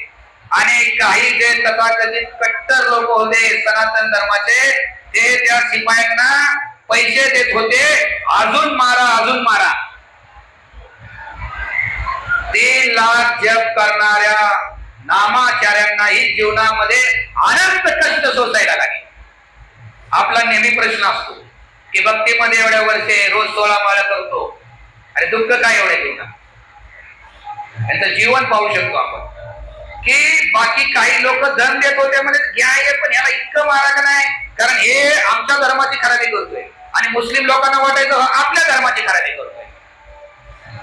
मारणारे शेवट थकले आणि मारणारे घाबरायला लागले. घाबरायला कोणी पाहिजे? हरिदास ठाकूरांनी. घाबरायला कोण लागले? कारण त्यांना सांगितलं होतं हा जर बदलला नाही किंवा हा जर मरण पावला नाही तर तुम्हाला मारलं जाईल. आणि ते हरिदास ठाकूरना विनंती करायला लागले, काही करून मरा राव, काहीतरी करा राव, एक गोष्ट आमच्यासाठी, आम्ही मेलो नाही तर समजा म्हणले. ते हात जोडायला लागले हरिदास ठाकूरांना. आणि यांची बघा महानता पहा. ते म्हणले माझ्यामुळे तुम्हाला मरण येईल का, मी मरण पाहू. आणि अशा समाधी अवस्थेमध्ये गेले की मरण्यासम परिस्थिती. मी चेक केलं, काही श्वास चालू नाही, काय नाही, एकदम समाधी अवस्थेमध्ये गेले. म्हणजे मरण पावले. मग आता जन्म झाला मुसलमान कुटुंबात, म्हणले पुरून टाकू. दाजी म्हणला अजिबात नाही, पुरला तर हा जन्नत मध्ये जाईल, स्वर्गात जाईल, याला पुरायचं नाही. मग म्हणले आज करू गंगेत टाकू. काही कट्टर ब्राह्मण म्हणले अजिबात नाही, गंगेत गेला तर पुण्य लागेल, त्याला गंगेत टाकायचं नाही. अरे हे हाल सहन केलेत. मग पुरायचंही नाही ठरलं, गंगेच्या तीरावरती आणलं. आणि गंगेच्या तीरावरती आणल्यानंतर त्या ठिकाणी चैतन्य महाप्रभू त्यांच्या शरीरामध्ये प्रकट झाले, शरीरामध्ये आत गेले. आणि इतकं आपण म्हणूया की जड शरीर बनवलं की त्यांना कोणी उचलूही शकलं नाही. त्या ठिकाणी त्यांचं शरीर सोडून देऊन ते निघून गेले सगळे शिपाई आणि तेथील लोक. परंतु गंगा आतुर झाली होती. गंगा आतुर झाली होती हरिदास ठाकूरांच्या चरणाला स्पर्श करण्यासाठी. हे हरिदास ठाकूर काही साधारण नाही. हरिदास ठाकूरांच्या चरणाला स्पर्श करण्यासाठी गंगा आतुर झाली होती. पृथ्वी ही स्वतःला आपल्याला धन्य मानत होती. जेव्हा जेव्हा हरिदास ठाकूरांचे चरण पृथ्वीवरती पडत होते त्यावेळेस पृथ्वी स्वतःला धन्य मानत होती. 33 कोटी देव देवता लाईन मध्ये त्यांच्या दर्शनासाठी उभे राहतात. असे हरिदास ठाकूर आहे. हे साधारण नाही, अशी त्यांची महानता आहे. गंगाही आतुर झाली होती आणि मग गंगेमध्ये ज्यावेळेस ते जातात त्यांचं शरीर, दिव्य शरीर, त्यावेळेस गंगेमध्ये ते तरंगतात आणि त्या ठिकाणी ते हरे कृष्ण महामंत्र चालू करतात. हरे कृष्णा कृष्णा कृष्णा हरे हरे, हरे राम राम राम हरे हरे. एवढा अपमान, एवढी अवहेलना समाजासमोर, सगळ्यांसमोर एवढी सगळी सहन करूनही ज्यांची निष्ठा आणि ज्यांची श्रद्धा हरिनामावरती अजिबात ठरली नाही, ते नामाचारी हरिदास ठाकूर आहे. ही त्यांची महानता आहे. मी म्हणत होतो की नामाचार्य पदवी काही अशी नाही मिळाली, त्यांची ती महानता आहे की इतका त्रास समाजाकडनं सहन झाला, ज्या धर्मात जन्मलो त्या धर्माकडनं सहन झाला, आणि ज्या धर्मासाठी करतोय त्या धर्मातल्या लोकांनी त्रास दिला. चहू बाजूने झालेला एवढा त्रास सहन करूनही ज्यांनी हरिनामावरती श्रद्धा ठेवली, ते हरिदास ठाकूर हे भगवंतांना सगळ्यात जास्त प्रिय आहे. एवढे शुद्ध हरिनाम घेऊनही त्यांच्या जन्मामध्ये कुठलं काय प्रारब्ध कर्माने वगैरे त्यांच्यावरती आले नाहीये संकट. आपण म्हणतोय कर्माचे भोग आहे. दुर्दैवाने आपण कधी कधी आपल्या भक्तांना पण बोलून जातो किंवा बाहेरच्या लोकांना म्हणतो, अरे काय कर्माचे भोग भोगतोय, म्हणू नका. आपण एवढं पात्र नाही, आपण एवढं महान नाही कुणाचे कर्माचे भोग करायला. त्याला मदत करता आले तर करा, नाही तर शांत बसा. कुणाचे कर्माचे भोग समजू नका, काय काय माहित नाही आपल्याला काय. आणि भगवंत कुणाचे कर्म काय कसे करणारे आणि जाळून भस्म करणारे हेही आपल्याला माहित नाही, आपला अधिकार नाही. हे त्यांच्या कर्माचे भोग नाहीत, प्रारब्धाचे भोग नाही. कारण भगवंतांना जसे कर्म लागत नाही तसे शुद्ध भक्तांनाही कुठले कर्म लागत नाही. केवळ आपल्याला शिकवण्यासाठी ते आपल्याला ह्या प्रकारच्या दिव्य लीला करत असतात. दुसरी एक कथा येते. एकदा हरिदास ठाकूरांना एक बलराम आचार्य व त्यांचे भाऊ यदुनंदन आचार्य हे बोलवतात. एकदा या म्हणतात हरिनामाचा महिमा सांगा. हा जो त्रास पहिला जो झाला तो त्यांच्या धर्मीय लोकांकडनं झाला. आता हिंदू धर्माकडनं झालेला एक त्रास सांगतो लोकांकडून झालेला. जातात ते आणि ते हरिनामाचा महिना सांगायला लागतात. म्हणजे हजारो वर्ष तपश्चर्या करून मुक्ती मिळते, पण ती मुक्ती या भक्तीपाशी अतिशय तुच्छ आहे. म्हणजे काही ब्राह्मणे आलेले असतात ऐकायला. परत म्हणतात की भक्तीचं सार हरिनाम आहे आणि भगवंतांचं नाम हे मोठ्याने घ्यायला पाहिजे. असे अनेक ते हरिनामाचा महिमा गायला लागतात. भगवंतांचं नाव मोठ्याने घ्यायला पाहिजे. भक्तीचं सार हे नामात सार आहे सगळं. हरिनाम हे सार आहे भक्तीचं. आणि हजारो वर्ष तपश्चर्या करून जी मुक्ती मिळते ती मुक्ती भक्तीपाशी तुच्छ आहे. एवढं ऐकल्यानंतर तिथे एक ब्राह्मण असतो त्या सभेमध्ये, तो उठतो गोपाळ चक्रवर्ती बनवून आणि म्हणतो, काय बोलताय, कुठं लिहिलंय शास्त्रामध्ये की मोठ्याने हरिनाम करायला पाहिजे. आणि मोठ्याने हरिनाम केलं तर काय होईल म्हणले, भगवंत क्रोधित होतील. काय म्हणतात ते, मोठ्याने नाव घेतलं तर कोण क्रोधित होतील, भगवंत क्रोधित होतील. कारण म्हणले चातुर्मासामध्ये 4 महिने भगवंत झोपलेले असतात आणि झोपलेल्या माणसाला उठवल्यावर काय होतं माहितीये का तुम्हाला, किती राग येईल त्याला. आपल्यात पण झोपेत न उठवल्या पुन्हा कोणाला राग येतो. सगळ्यात मोठा राग येतो. दुसरं काय का नाही, जेवण वगैरे सगळं झोपेत न उठवायचं नाही. किंवा आधी सांगून ठेवतो, गजर लावलाय 4ला मी उठणार आहे, अजिबात 4च्या आधी काही गरज नाही, माझं मला कळतंय 4ला मी उठतोय. कारण झोपेत उठला क्रोध म्हणले, अहो मोठ्याने नाव घेताय भगवंत क्रोधित होतील. झोपेत उठवलाय तुम्हाला चातुर्मासामध्ये 4 महिने त्यांनी निद्रा घेतलेली असते ती. आणि कुठं शास्त्रामध्ये लिहिलंय. आणि ते म्हणजे तुम्ही जर बोलताय हे जर खोटं ठरलं, तुमचं नाक ते काय होईल, गळून पडेल. आणि आपल्याला माहिती नंतर काय होतं, जे ब्राह्मणाने असा शाप म्हणूया किंवा असे विचार मांडले होते त्याला नंतर कुष्ठरोग होऊन त्याचं नाक गळून.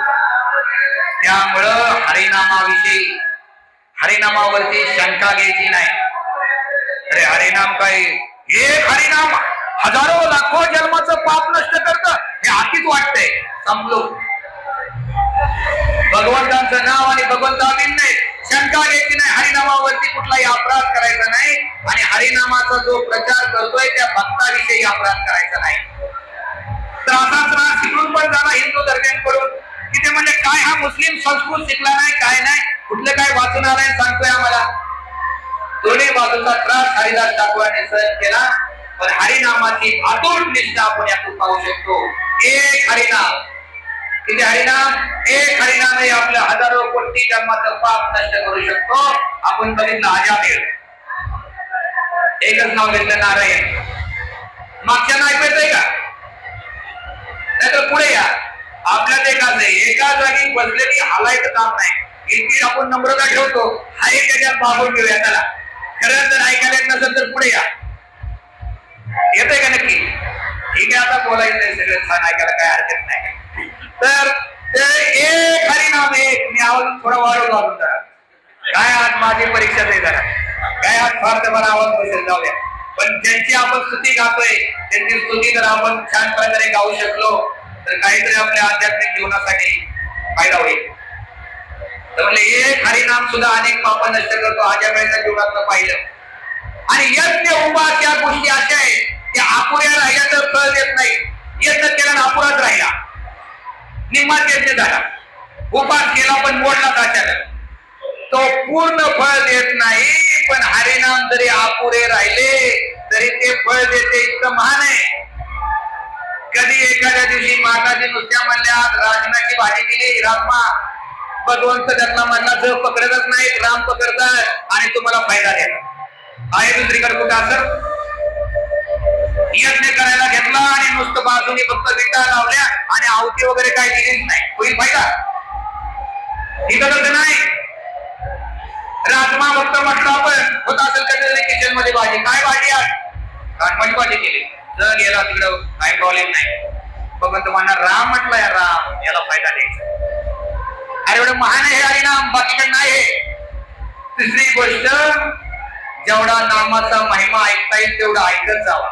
हरिदास ठाकूरांविषयी जेवढं ऐकायचंय तेवढं ऐका, जेवढं हरिदास ठाकूरांविषयी ऐका, नामाविषयी ऐका, तेवढाच फायदा, तेवढी शुद्धता, तेवढाच उद्धार तुमचा नामस्मरण घेतल्याने होईल. आज तुम्ही हरिदास ठाकूरांची महिमा ऐकताय, नामाची महिमा ऐकताय, तेवढाच फायदा तुम्हाला जप करणे, इतकाच फायदा तुम्हाला या महिमा ऐकून होईल. दुसरी गोष्ट, हरिनामाला वेळेचं बंधन नाही. काही बंधन? पहाटे 2 वाजता उठून जर एखाद्या म्हणले गायत्री मंत्र करतो, चालेल का? सकाळी ठरलेली वेळ काटा इकडे तिकडे जाऊन दिला जात नाही. हरिनामाला पहाटे 2 ला करा, चालतोय.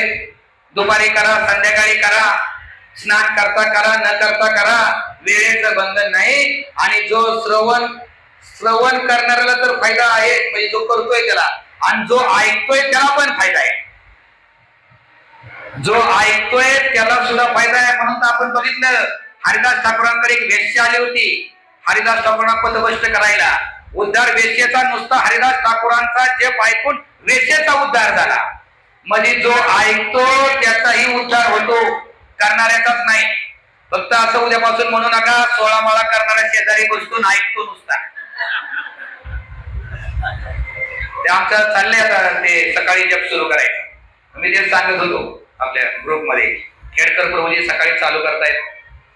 आमच्या बऱ्याच भक्तांना वाटत होतं की खेडकर प्रभूचं जरा अनुकरण करायला पाहिजे, की एवढे सकाळी रोज 5:30 5:20 ला त्यांच्यासाठी आपण एकदा हरिबोल करूया. हरिबोल 5:20 ला रोज जप चालू होतो. आणि किती वाजेपर्यंत? 40 मिनिटं, फक्त 40 मिनिटाचा घेतात. आमचे म्हणले 40 नाही, 7 वाजेपर्यंत घ्यायचा, 5:30 ते 7. पण मी त्यांना एकच सांगितलं, असं करू नका, ते काना शेजारी मोबाईल ठेवू नका नुसता. कुणाला माहिती झोपलाय का उठलाय काय काय, कोण बघायलाय? आणि आपल्यात असे विचारणा होत नसते कधी. हे इथे एक तेवढं बरं आहे, शाळेसारखं नाही, नाहीतर अवघड आहे आपलं येणं. काय जप झालं का, सगळं आलं का करू? काय ग्रंथ वाचन झालं? कोणी काय नियम पालन चालू आहे का? कधी कुणी कोणाला विचारलंय? आपल्याला विचारायचंच नाही कोणी कुणाला, आपल्याकडे ती पद्धतच नाही. फक्त आपल्याला एक भावना आहे की ऐकूनच त्याला इन्स्पिरेशन मिळावं आणि त्यांनी सुरू करायचं. इथं कुणावरती कुठली आपण बळजबरी करत नाही. मग मी तेच सांगत होतो की असं होऊ नये. 5:30 ला मोबाईल लावून ठेवला बाजूला कानाच्या, सगळ्यांचे जप ऐकले. पण एक मात्र निश्चित आहे, त्याचाही फायदा एक दिवस होईल. एक दिवस आपल्याला लाज वाटेल आणि आपण उठून मार घेऊ. असं जर होत असेल तर. पण असे आपले जुने भक्त कोणी नवे भक्त करणार नाही, कारण त्यांना माहिती आहे की स्वतःच्याच माळेवरती जप करायला लागतो. जप करणाऱ्याचा पण उद्धार होतो आणि ऐकणाऱ्याचा पण होतो. रेषेचा उद्धार पाहिजे की 3 दिवस नुसता जप ऐकला हरिदास ठाकूरांनी करून आणि 4थ्या दिवशी हृदय एवढं शुद्ध झालं की तिला जप करू वाटला. हरिदास ठाकूरांना त्यांनी सांगितलं की मला ते रामचंद्र खान म्हणून त्यांनी पाठवलं होतं की तुमचं काही करून पतन करण्यासाठी. हरिदास ठाकूर म्हणले मला ते सगळं माहिती होतं, मी कधीच निघून गेलो असतो इथून, पण खास मी तुझ्यासाठी थांबलो की तुझा उद्धार व्हावा म्हणून. बघा ही भावना. हरिदास ठाकूर महानता म्हणजे हे आपण नुसते सहज आपण एखाद्याला असं टायटल दिलं म्हणून ते टायटल नाही. आपल्याला वाटतं की नाही हे भक्त हे असं नाही, हे आपल्याला सहज टायटल मिळलंय भक्तचं, तसं नाही. ते टायटल आपल्याला सहज मिळले ना, का होत आपण तिथं आलो की लगेच पहिल्याच दिवशी भक्त, दीक्षाही नसती, सुभेदार प्रभू, सुभेदार आणि प्रभू. दीक्षेला वगैरे ते प्रभू जोडल्या बरं वाटतं, पण इथं आपण सगळ्यांना प्रभू सगळ्यांना भक्त, खरं तसं म्हणणं अवघड आहे ना, आहे नाही. ट्रेनर भक्त असं कसं वाटतंय म्हणायला, ट्रेनिंग घेत आहेत वगैरे. आपण लगेच भक्त आणि लगेच इन्चार्ज पण एखाद्या सेवेचं. आपल्याला असं वाटतं आपण कोणतरी गरज आहे सध्या, तोपर्यंत इन्चार्ज आहे आपण. इन्चार्ज लगेच तुम्हाला बाकी जबाबदाऱ्या पण, आणि लगेच भक्त म्हणून पण, आणि लगेच तुम्हाला इथं ब्रह्मचारी आले तुम्ही दंडवत घातला की ते घालताय. आपण नाहीये अशी पदवी इथं कुठल्या आचार्यांची नाहीये जशी आपल्याला मिळाली. आचार्यांनी अनंत कष्ट, अनंत त्रास, अनंत वेदना करून ही संस्था सुरू केली. हे आपल्यासारखं साधारणपणे घडलेलं नाही. आपलं दुर्दैव आहे की ते आपण साधारण घेतो त्यांना. म्हणून कुठल्याही आचार्यांना, कुठल्याही परंपरेतल्या कुणालाही साधारण घेऊ नका. त्यांचं जीवन चरित्र वाचा, तुमच्या लक्षात येईल तुमच्यासाठी त्यांनी किती अनंत त्रास भोगले आणि सुखरूप असं मंदिर आणि या सगळ्या गोष्टी आपल्याला जाग्यावर दिल्या. नाहीतर त्यांना मात्र यासाठी खूप त्रास सहन करावा लागला. जो ऐकतो त्याचाही उद्धार होतो. कालच भक्ती विनोद ठाकूरांचा आयुर्भाव दिवस होता. त्यांच्या जीवनामध्ये कथा येते एक अशीच. ते नवद्वीपला जातात लीलास्थळी बघायला चैतन्य महाप्रभूंच्या आपल्या मुलाला घेऊन, आणि मुलाला घेऊन झाल्यानंतर संध्याकाळ होती. ते एका मंदिरामध्ये विश्राम करतात, झोपतात आणि सकाळी उठतात, निघायला लागतात. ते बाकीचे लोक सगळे ब्राह्मण वगैरे लोक तिथे येतात आणि म्हणतात, अहो तुम्ही कुठल्या मंदिरामध्ये झोपला होता? ते म्हणले का मंदिर? अहो म्हणले कशाला, तिथं तुम्हाला त्रास नाही दिला का? म्हणले तिथे एक भूत राहतो, म्हणले ब्रह्म राक्षस वगैरे भूत राहतो, आणि तुम्हाला त्रास नाही दिला त्यांनी? अहो तो रात्र झाली, संध्याकाळ झाली की दगडी वगैरे मारतो, म्हणले तिथं सगळं कोण सुद्धा जात नाही मंदिरामध्ये, तर तुम्हाला त्रास नाही का दिला? ते म्हणले दिला. म्हणजे म्हणले नाही त्रास दिला. म्हणले कसं काय? मी तिथं फक्त हरे कृष्ण मंत्र म्हटला आणि ते पळून गेले. म्हणले नुसता हरे कृष्ण मंत्र भक्तिविनोद ठाकूरांच्या शुद्ध वाणीतून ऐकला आणि तिथून ते भूत निघून गेलं. ते म्हणले अहो हरे कृष्ण मंत्र ऐकून आपल्याला शिकण्यासाठी धडा. आता हरे कृष्णाची महानता सांगितली ना मंत्राची, थोडंसे गांभीर्य पण आणतो. नाही तर काय होतं, इतकी महानता वाटते ना, आपण म्हणतो काय मोबाईल बघून केला काय. आता हे तर सांगितलंय पण राजमधला जही निघून जात. आपलं तर बरं आहे, मग लक्षपूर्वक केला काय आणि नाही केला काय, आणि भौतिक इच्छा ठेवून केला काय, काय फरक पडतो? मग ते म्हणतो की मी हरिकृष्ण मंत्र म्हटलं असं मोठ्याने, आणि ते रात्री आले पण ते निघून गेले. म्हणले काय त्रास नाही, काय नाही, आम्ही निवांत झोपलो. म्हणले हरिकृष्ण महामंत्र बघून ऐकून निघून गेलं. हो म्हणले. ते तर म्हणला पहिल्यापासून हरिकृष्ण महामंत्रच मानायचं ते भूत. जन्मामध्ये त्याच्या जीवनामध्ये तिथंच ते मरण पावला ना, तिथंच तिथलीच व्यक्ती होती. म्हणजे हे रोज हरिकृष्ण महामंत्राला जप करायचा, आणि हरिकृष्ण महामंत्राला जप तो एवढा करायचा, आणि तो कशाला हरिकृष्ण महामंत्राला गावलेला आणि पळून जाईल? म्हणजे ते म्हणले हरिकृष्ण महामंत्र करायचा, मग त्याचा उद्धार कसं काय नाही झाला एवढा करून पण? आता थोडं तुम्हाला गंभीर करतो, तर फारच स्वस्त होऊन जायचा नाही तो मंत्र. ते म्हणले तो हरिकृष्ण महामंत्र करायचा, पण त्याच्या मनामध्ये धनाची आणि स्त्रीची लोभाची भावना असायची. त्या भावनेपोटी तो करायचा. जगामध्ये मायावादी पण हरिकृष्ण महामंत्राला जप करतात, सगळे करतात, पण प्रत्येकाची आतली कृष्ण प्रेमाची भावना नाही, कोणाची भक्तीची भावना नाही. त्याच्यामध्ये तीच भावना होती. ती त्याची सगळी ते करण्याचंही ढोंग सगळं होतं का स्त्रीचा आपल्याला भोग मिळावा आणि धन मिळावं, या भावनेतून तो करायचा, म्हणून त्याची अवस्था झाली. पण त्याचं एक झालं की त्याचा उद्धार मात्र नक्की झाला त्याच्यामुळं, कारण तुमच्या हातून त्याचा उद्धार झाला. एक लक्षात घ्या, तुम्हाला फायदा नक्की होईल. पण तुम्ही जर कुठल्या भावना आणि चुकीच्या जर विचाराने गोष्ट करत असाल, भौतिक लोभाच्या इच्छेने मंत्र आपण रोज काय आता आज असं माझं काम आहे, असा चॅन्टिंग छान करून जातो, माझं कामच पूर्ण व्हायला पाहिजे. अरे नका इच्छा करू, ती आपोआप होईल. किरकोळ आहे ते, ब्रह्माचं पण मिळेल तुम्हाला. पाहिजे का? कोणाच नको. ह्याला म्हणायचं एकदम परिपूर्ण भक्त. इंद्राचं पद मिळेल. पाहिजे का? माझं परिपूर्ण. प्रभुपादांनी असंच लिहिलं भरपूर. प्रभुपादांनी स्वर्गाचं वर्णन करत होते. स्वर्गाचं वर्णन केलं आणि एका भक्ताला लिहायला लावलं ते भागवत त्याच्यामध्ये. आणि लिहिणारे एक असायचे, प्रभुपाद सांगायचे स्वर्गामध्ये असे अप्सर आहेत, अमुक आहे तमुक आहे, इतकं तिचं पाहिजे ती गोष्ट उपलब्ध आहे. आणि प्रभुपाद भक्ताच्या चेहऱ्यावरती फरक पडायला लागलाय. त्यालाही वाटायला लागलं स्वर्ग जोरात आहे का, एकदा जाता जाता बघायला काही हरकत नाही. प्रभुपाद म्हणले ते सगळं करून टाक. स्वर्ग खूप सुंदर आहे, पण भक्तांनी त्याची इच्छा करू नये, एवढे 2 वाक्य केले बस. फार वर्णन नाही तुम्हाला कुठे ऐकायला मिळणार आपल्याकडे. नाही तर एखाद्याला तिथलाच लोक सुटेल. जाता जाता आपल्याला हे सगळं दाखवलं जाणार आहे, स्वर्ग वगैरे. कधी जाता ना? आता घरी.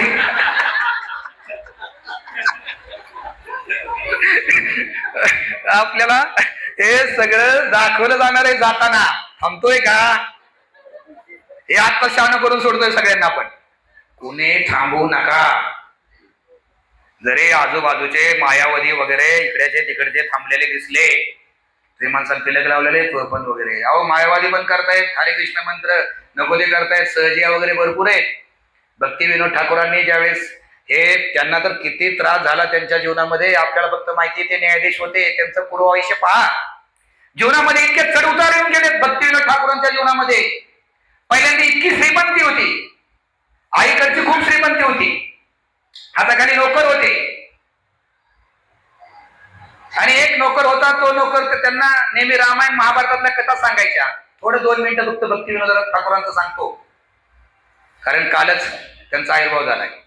पण एकच सांगायचं की सांसारिक माणसाच्या जीवनामध्ये अनंत चढउतार येतील, आणि ते चढउतार पचवावे लागतील आपल्याला. आपल्याकडे पर्याय नाही. इतकी श्रीमंती होती, नोकर हाताखाली होते, घोडे हत्ती होते. ज्याच्या ज्याच्याकडे गाडी तो महान म्हणजे श्रीमंत मानला जातो. त्या घोडे हत्ती ती खऱ्या संपत्ती होती. इतकी श्रीमंती होती. एक सिक्युरिटी होता कामाला नोकर, तो त्यांना रामायण महाभारतातला गोष्ट सांगायचा. त्यातनं त्यांना रामायण महाभारत आवडायला लागले. त्यांना आवडता महाभारतातले भीम होते. आणि दुसरा एक सिक्युरिटी होता, तो मुस्लिम होता, डाकू होता, गुंड होता. बरेच त्याने अपराध केले होते, पण नंतर त्याने हरिनामाची शरण घेतली होती. आणि तो हरिनामाचं महत्व यांना सांगायचा, भक्ती विनोद ठाकूरांना. तर मग त्यांच्याकडून हरिनामाचं महत्व कळलं, आणि ह्यांच्याकडून रामायण बाबत. घरची तर परंपरा होतीच, पण तरी पण दुर्दैवाने ही श्रीमंती सगळी निघून गेली. माझ्या माहितीप्रमाणे वयाचे 8 वर्ष असताना मामा मरण पावले, आणि त्यांना एक भाऊ होता. तो त्यांच्यापेक्षा दिसायला सुंदर होता, पण त्याचं खेळण्याकडे जास्त लक्ष होतं, हे दिसायला कमी होते. पण यांचं रुची सगळी हरिनाम आणि भगवंतांकडे होती. पण भाऊ आणि मामा हे 8 वर्षाचे असतानाच मरण पावले.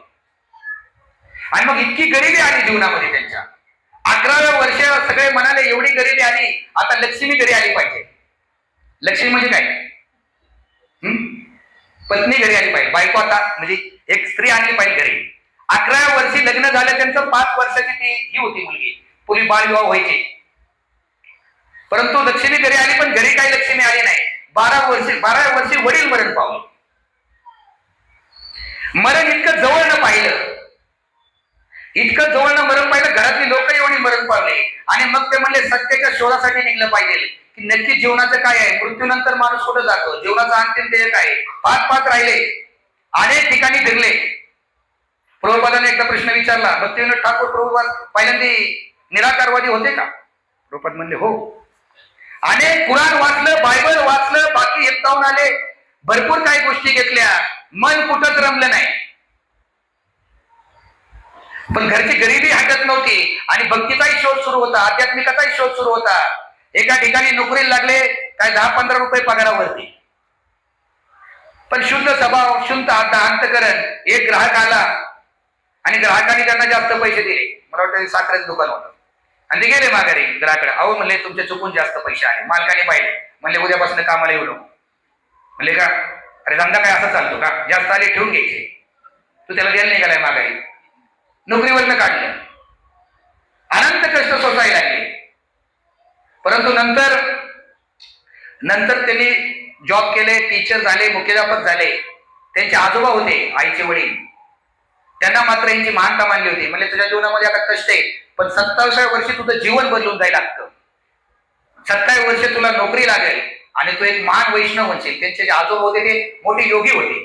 ते इतके योगी होते की त्यांचा प्राण त्यांनी आपण इथून सोडला म्हणतो ना वरून, तर त्याच्यापर्यंत ध्यानाला बसले आणि डोकं फुटलं दाढकेने आणि ते त्यांचा प्राण निघून गेला.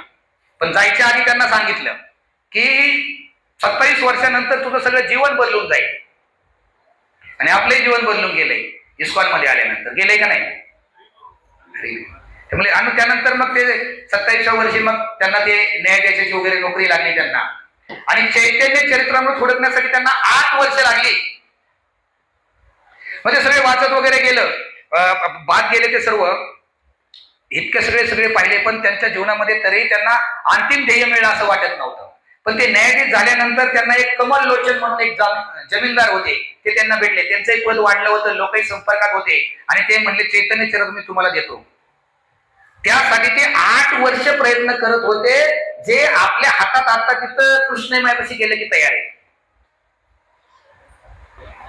मग त्यांनी ते घेतलं, पहिल्यांदा वाचलं, काहीच कळलं नाही त्यांना जास्त. ज्यांना वाटतं ना मला कळत नाही, त्यांच्यासाठी ज्यांना फादर ऑफ कृष्णा कॉन्शियसनेस म्हणतात, जे या कृष्ण कॉन्शियसनेसची मुहूर्त मोड ज्यांनी रोवली, आपण प्रभुपादांनी त्याचा कळस केलाय, स्वीकार केलाय, पण एक पाया कोणी घातलाय? हा भक्तिविनोद ठाकूरांनी घातलाय. त्यांनी जेव्हा पहिल्यांदा चैतन्य चरित्र वाचलं, त्यांना जास्त समजलं नाही आणि त्यांच्या मनात शंका आली की हा निमाई जो आहे हा कृष्णाची भक्ती का करतोय? कारण तिथं त्यावेळेस समज होता कृष्ण म्हणजे रासलीला अशा पद्धतीचा त्यावेळेस तिथं तो मूळ होता आणि ते म्हणजे ह्यांची भक्ती का करतोय. पण त्यांचा एक स्वभाव होता, जीवनामध्ये जी गोष्ट कळत नाही ती गोष्ट प्रार्थनेने मागायची. त्यांनी प्रार्थना केली भगवंतांना की मला हे समजू द्या. आणि मग त्यांना चैतन्य चरित्र दुसऱ्यांदा वाचल्यानंतर समजलं. त्यामुळे एकदा वाचल्या समजलं नाही, प्रार्थना करा त्या ग्रंथाला, भक्तांना प्रार्थना करा. आजच आचार्यांना भगवद्गीतेचा 13वा अध्याय समजत नव्हता. 13वा अध्याय कोणताही आता कुणाला नाव सांगतील? असू द्या, काय हरकत नाही. मला ते भगवंतांचे हे का सगळे वेगवेगळ्या रूपात कसे भगवंत ते का? पण ते काय आहे तो 13 अध्याय? हा, क्षेत्र चैतन्य, बरोबर. माताजी बघा नवीन आहेत माताजी, पण ते अभ्यास करून आले सगळं. तर ते ऐकलं, त्यांना समजत नव्हता, वाचला तरी. अद्वैत आचार्य मग त्यांनी ठरवलं जोपर्यंत समजत नाही तोपर्यंत उपवास करायचा. घेण्यासारखे आहे का? समजत नाही नाही म्हणतात की उपास कुठं उपास केला तर काहीच करायचं नाही म्हणते, डोकं चालणार नाही आमचं. तर प्रार्थना करा, काहीतरी निश्चय करा, हळूहळू गोष्टी उलगडतील. आपण वाचनापासून फार दूर होत चाललोय. ऍक्च्युली वाचनापासून दूर जाणं चुकीचं आहे. काहीतरी समजा, 1 पान 2 पान समजत नाही, पुन्हा पुन्हा प्रार्थना करा, पुन्हा विचार करा, कुणाच तरी त्याच्यावरती विचार ऐका, एखाद्या सिनियरांना विचारा की यात काय लिहिलंय म्हणून. तर त्यांनी म्हणले उपास केला. उपास केल्यानंतर थोडे समजेल, इंद्रिय ज्यावेळेस इतर तिकडे कुठं भटकणार नाहीत त्यावेळेस जरा मन लागेल आणि जास्त समजेल म्हणून. आणि मग त्यांना त्याचा उमल झाला. ते ग्रंथ उद्या, माझा विषय इकडून तिकडून जातोय पण काय हरकत नाही, उद्या भद्र पौर्णिमा आहे. भक्तिविनोद ठाकूरांची जेवढी कथा सांगतो मग भक्तिविनोद ठाकूरांची चर्चा थांबवतो. परत कधीतरी आपण भक्तिविनोद ठाकूरांवरती बोलू शकतो. हरिनामाचा महिमा सांगितला, तर त्यांच्या जीवनातला मी तुम्हाला भागवतमचा महिमा सांगतो कसा झाला. असाच एक अजून एक ठिकाणी एका झाडावरती ते एका ठिकाणी गेले न्यायाधीश म्हणून, आणि एखाद्या बाजूच्या लोक त्या झाडाचीच पूजा करायची. म्हणजे झाडाची पूजा काय एवढे करतायत? म्हणजे त्याच्यावरती तो राक्षस आहे आणि त्या राक्षसाला संतुष्ट करण्यासाठी इथले डाकू वगैरे तर काय करतात म्हणले, इतक्या खून माऱ्या सगळं करतात आणि शेवट त्या राक्षसाला त्याला जे आवडणाऱ्या सगळ्या गोष्टी देतात, सगळं अन्न देतात आणि त्याला संतुष्ट करतात. म्हणले झाले काम. आणि म्हणले ह्याची केस, म्हणजे केस यांची जाती त्या न्यायाधीशापर्यंत. पण होतं काय, तो जे भूत आहे ना ते वरचं, त्याला मिळतंय ना डाकूंकडनं, त्या न्यायाधीशाच्या डोक्यामध्ये अशी काय गडबड करतो. घर घर घर घर त्याचं डोकं फिरवतो किंवा तो न्यायाधीश कधी त्यांना दोषीच ठरवत नाही. आणि ही केस आली होती भक्तिविनोद ठाकूरांकडनं न्यायाधीश झाल्यानंतर. असे ह्यांनी खून वगैरे केलाय. भक्तिविनोद ठाकूरांनी ऐकलेलं असतं त्या गावाकडनं की इथले जे असे हे गुंड आहेत ना, हे असा कार्यक्रम करतात. कधी कधी गुंड आपण म्हणतो ना, आपण आपल्या भाषेत समजून घ्यायचं म्हणजे असं घ्यायचं, इतका गुंडागिरी करतो पण एखाद्या मंत्र्याचा आणि ह्याचा इतका याला हात आहे ना, न्यायाधीश पण त्याला बघा अटकच करत नाही. अरे एवढी गुंडागिरी कसं काय वाढली? अहो काय करणार? असे काय त्याला राजकीय हात आहे त्याचा, कोणच काय करू शकत नाही त्याला. तर म्हणजे ते भूतच्या गडगड करतो त्या न्यायाधीशाच्या डोक्यामध्ये, आणि तो न्यायाधीशच आपला निकालच कधीच त्याच्या बाजूने विरोधात जात नाही. मग एक पंडित येतात, एक ब्राह्मण भक्तिविनोद ठाकूरांकडनं एकदा दीक्षा मागण्यासाठी येतात. मग भक्तिविनोद ठाकूर म्हणतात, मी तुला सगळं येतो पण एक काम करायचं, महिनाभर या झाडाखाली बसून त्या भागवतमचं वाचन करायचं तू. आता भक्तिविनोद ठाकूरांना एवढा वेळ नाही, त्यांना त्यांच्या सगळ्या सेवा आहेत. नोकरीला न्यायाधीश म्हणून 6 तास तरी त्यांना जॉब करायला लागायचा. ते 3 तास झोपायचे, 7-8 तास लेखन करायचे, जप आणि अध्ययन 4-5 तास करायचे. त्यांचा भक्तिविनोद ठाकूरांनी एकही आयुष्यातला क्षण वाया घालवायचा नाही, हे त्यांच्याकडनं आपण शिकू शकतो. त्यांचं वेळापत्रक आपण बऱ्याच वेळा ऐकलं असेल, इतकं तंतोतंत एकही क्षण वाया घालवायचा नाही. आणि त्यांच्या केस तर अशा 1 मिनिटात सुटायच्या. आता इथं 10-10, 15-15 वर्ष केस संपत नाहीत आपल्या. त्यात काय वकिलांचा दोष नाही, वकील आपले असतात एकदम जागरूक, आपले वकील आहेत तिथं. म्हणजे आमचं काय, तुमचा न्यायाधीश निकालच लागत नाही, न्यायाधीशाला कळण्यासाठीच वेळ लागतो ते नक्की प्रकरण काय. पण ह्यांना कळायला वेळच लागायचा नाही, क्लॅरिटी जेवढी जीवनात आहे. म्हणून त्या वेळेचे ब्रिटिश सुद्धा त्यांची बदली झाली ना तर त्यांना सोडत नव्हतं कोण. जगन्नाथपुरीला बदली झाली, कलकत्त्यावरून सामान घेऊन या म्हणले तर तिथले सामानच देत नव्हते ब्रिटिश. तिथले लोक म्हणले नको नको, हे इथंच पाहिजेत आम्हाला. का? कारण निकाल लगेच केसचा. आणि ब्रिटिशांनी पण त्यांची महानता एवढी पाहिलं होतं त्यांची, की त्यांच्या घरापासून आपल्याला माहिती रेल्वेचा ट्रॅक केला न्यायालयापर्यंत, की तुम्हाला बाबा ते म्हणले आता मी रिटायरमेंट घेतो. म्हणले नको नका, तुम्हाला काय पाहिजे, तुम्हाला कुठलाही त्रास होणार नाही, रेल्वेचा ट्रॅक डायरेक्ट रेल्वेने तिथं या डायरेक्ट न्यायालयापर्यंत एक ट्रॅक बनवला खास त्यांच्यासाठी. एवढे त्यांची महानता होती भौतिक जीवनामध्ये सुद्धा. तर मग ते महिनाभर वाचतात आणि मग तो ब्रह्म जो राक्षस आहे तो त्या झाडावरनं निघून जातो. आणि अशा प्रकारे ते केस नंतर मग ते सुटली जाते. तर सांगायचा मुद्दा एवढा येते की जो ऐकतो त्याचाही फायदा होतो. आणि भागवतम हे इतकं महान आहे, भागवतमची महानता तीच आहे. मला वाटते बऱ्याच जणांची नाव आलीत भागवतमसाठी. उद्या आपण सगळ्यांनी या प्रभूजींचं खास त्याच्यावरती लेक्चर आहे. आपण बरोबर 9 वाजता थांबू, 8:45 वाजलेले. आधी जरा टाइम सांगून दिला ना म्हणजे आपल्यालाही शांत वाटतं. नाही तर हा आता एवढा जोराने बोलतोय, हा थांबणार आहे का नाही काय त्याला. ज्याचं एवढा काही झालं तरी मी जागेवर थांबणार, काही काळजी करू नका. 9ला मी थांबणार म्हणजे थांबणार. नाही कधी कधी त्याचा उत्साह बघून वाटतं आज काय थांबायचं दिसत नाही बाबा. की तुम्हाला अजिबात कुठलाही त्रास होऊ नये आणि जे काय 10-15 मिनिटे तुम्ही शांतपणे ऐकत. 9ला मी थांबणार आहे, 9ला डायरेक्ट महाप्रसादी चालू होईल. तर सांगायचा मुद्दा हा होता की, आणि हरिदास ठाकूर म्हणतात की माझ्या शरीराचे जरी तुकडे केले तरी माझ्या प्रत्येक तुकड्यातून हरे कृष्ण महामंत्र तुम्हाला ऐकायला. ही असे म्हणून ते नामाचार्य आहेत. आज तिरोभाव आहे, तिरोभावही त्यांचा साधारण झाला नाही, त्यांच्या इच्छेने झालाय. एक भीष्मदेव एक असे आहेत, त्यांनी इच्छेने स्वतःचं मरण घेतलं. आणि दुसरे हरिदास ठाकूर आहेत, त्यांनी ठरवलं की मला आज जायचंय आणि त्या दिवशी ते अंतर्धान पावले. इच्छेने ते गेले. जगन्नाथपुरीमध्ये राहायचे, जगन्नाथपुरीमध्ये, पण ते कधी जगन्नाथपुरीच्या मंदिरात गेले नाहीत. का गेले नाहीत? मुसलमान कुटुंबात जन्मून अजूनही तर पाठी लावलेली असते की हिंदूंशिवाय कुणाला एंट्री नाही. काय स्तर आहे त्यांचा, त्यांनी तो पाळला. ते सामाजिक ह्याच्यात भानगडीत पडले नाहीत, ते सामाजिक विरोधाच्या वगैरे कधीच गेले नाहीत जगन्नाथपुरीच्या मंदिरात. बाजूलाच कुठे भगवंताचे त्यांना सिद्ध बकुळ म्हणून एक ठिकाणी आपणही जातो चॅटिंग करायला, एक झोपडीमध्ये तिथं राहिले. त्यांनी कधी हे केलं नाही.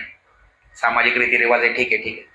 परंतु महाप्रभू रोज महाप्रभू तिथं होते म्हणून तेही तिथं आले होते. महाप्रभू रोज जगन्नाथ मंदिरात जायचे, दर्शन घ्यायचे आणि तिथला प्रसाद घेऊन महाप्रभू दर्शन द्यायला रोज हरिदास ठाकूरांकडे यायचे. म्हणजे स्वतः जगन्नाथजी हरिदास ठाकूरांकडं दर्शन द्यायला आणि महाप्रसाद द्यायला यायचे. ही त्यांची महानता होती. तर असंच एक दिवस महाप्रभूंचा एक भक्त सेवक गोविंद म्हणून त्यांना प्रसाद घेऊन येतो, त्यावेळेस महागुरू आलेले नसतात, खूप थकलेले असतात. आता त्यांनी ठरवलेलं असतं आता आपल्याला थांबवायचं आहे, आपलं कार्य, आपली सेवा थांबवायची. खूप थकलेले असतात, लेटूनच असं थोडं झोपूनच हरिनामे चाललेलं असतं. प्रसाद घेऊन येतात. त्याच्या आधी ते म्हणत असतात मी आज अन्न घेऊ शकत नाही. म्हणले का आज अन्न नाही? म्हणले मी आज उपवास करणार आहे. म्हणले का उपवास करणार आहे?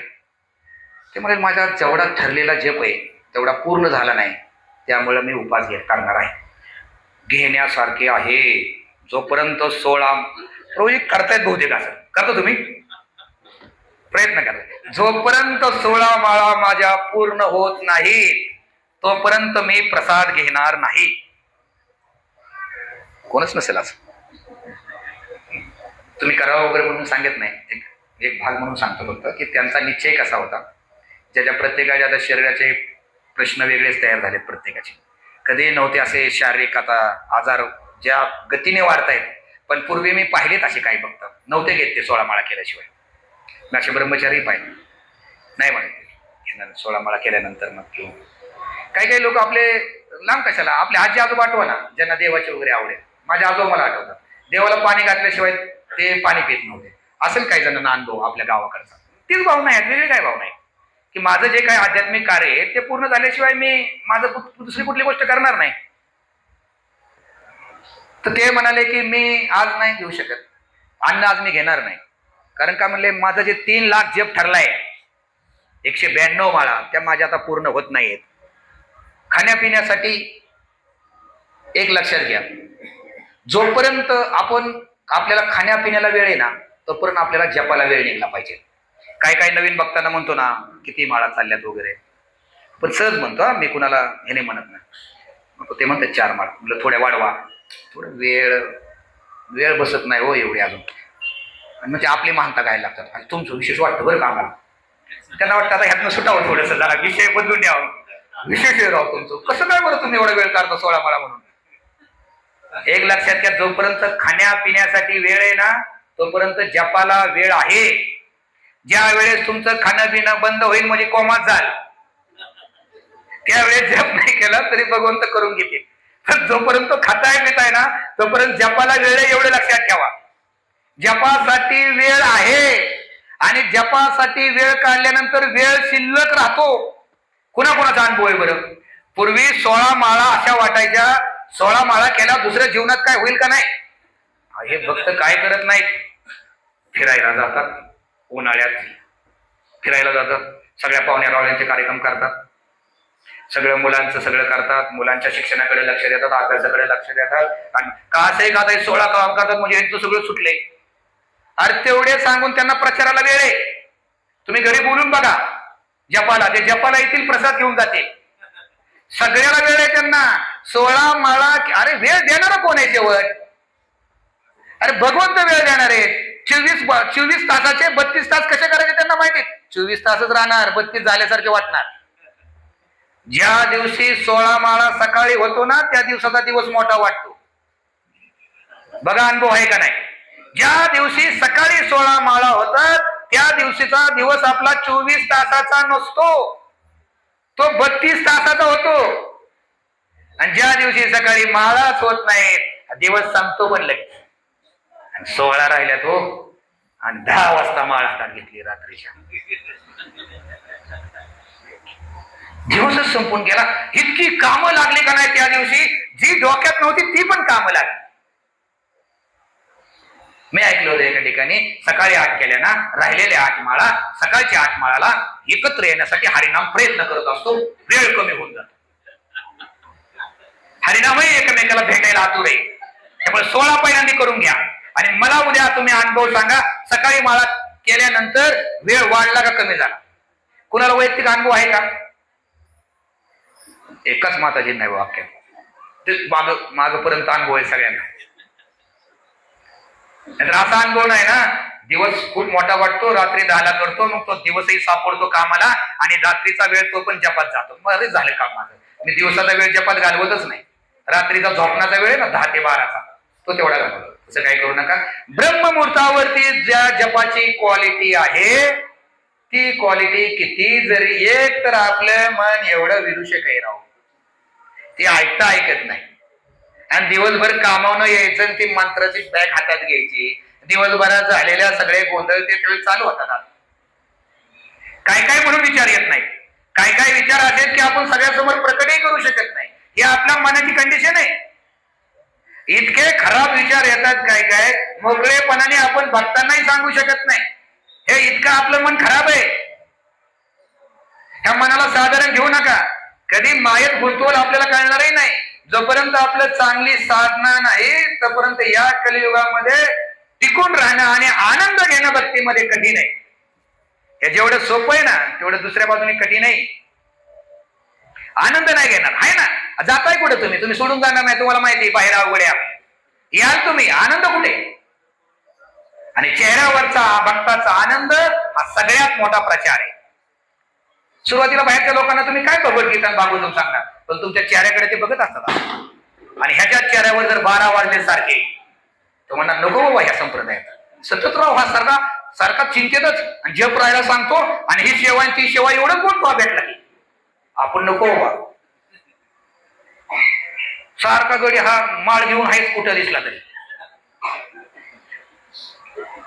जपाची काय आपली पद्धत आहे. निम्मा मंत्र म्हणायचा, निम्म बोलायचं, तो बोलेपर्यंत निम्मा मंत्र म्हणायचा. कुठून आहे हे? नाही, हे करू नका. सगळे ज्या पेस मध्ये जातो आपण, पण आपण गमतही असे करतो हरे कृष्ण. पण त्याचं काय तो अरे ऐक की तो हरे राम राम राम. मग एकदा ऐकून तरी घे बरं त्याचं काय म्हणायचंय, तुला काय सांगायचं, त्याला काय ऐकायचंय. दोन्ही एक साथ होऊ दे एकदा आणि मग पुढे चालू कर तुझं. निम्म म्हणायचं, त्याला बोलणं ऐकायचं नाहीच नाही. एकदा तुम्ही काहीतरी मला बर का कराच एकटं निवांत, कुणाचं काय ऐकू नका आणि कुणाबर बोलू नका. आणि एकदा त्याची गोडी लागली ना तुम्हाला हा मंत्र असा करूच वाटायचा नाही. तुम्हाला असं बोलत चालत मंत्र ना आवडायचाच नाही. तुमचंच मन तुम्हाला खेद करत. हे म्हणेल नको असं, हे नाही बाबा आज माझा नाही जप छंद झाला, बोलत बसलो मी म्हणून आपल्यालाच वाईट वाटेल आपल्या मनाला. मला माहिती ही सगळ्यात मोठी तपश्चर्या आहे. मला हे 100% माहिती आहे. एका जागवी बसून एकट्याने जप करणं ते मन असं भांडावून सोडतं. बसून देत नाही जागेवर जास्त वेळ. ती कारण आहेत हात दुखतात आणि पाय दुखतात. खरं कारण आहे मन गोंधळलेलं असतं. अहो जपच होत नाही हो मांडी घालून जास्त. अरे प्रॉब्लेम त्याचा नाही, त्यापेक्षा जास्त प्रॉब्लेम तुझ्या मनाचा आहे. मन जेव्हा रजोगुणी बनतं त्यावेळेस ते शरीराला उठायला लावतं आणि मन जेव्हा सत्वगुणी असतं त्यावेळेस ते शरीराला बसायला लावतं. रजोगुण जसा जसा आपला वाढायला लागतो तसं शरीर हळू कधी उठू. आपण ठरवलंच असतं आलं यांच्यात जपाला 4 माळाच्या वर बसायचं नाही, उठायचं का. रजोगुणी मन आहे. आणि आताच्या कलियुगातल्या सगळ्या लोकांची मन ही रजोगुणाने भरली. सत्वगुण कमी, खूप कमी आपल्याकडे. तो सत्वगुण जर वाढवायचा असेल तर त्याला एक ठाकी बसून जप करायला लागेल, त्यानंतर तो गुण वाढेल.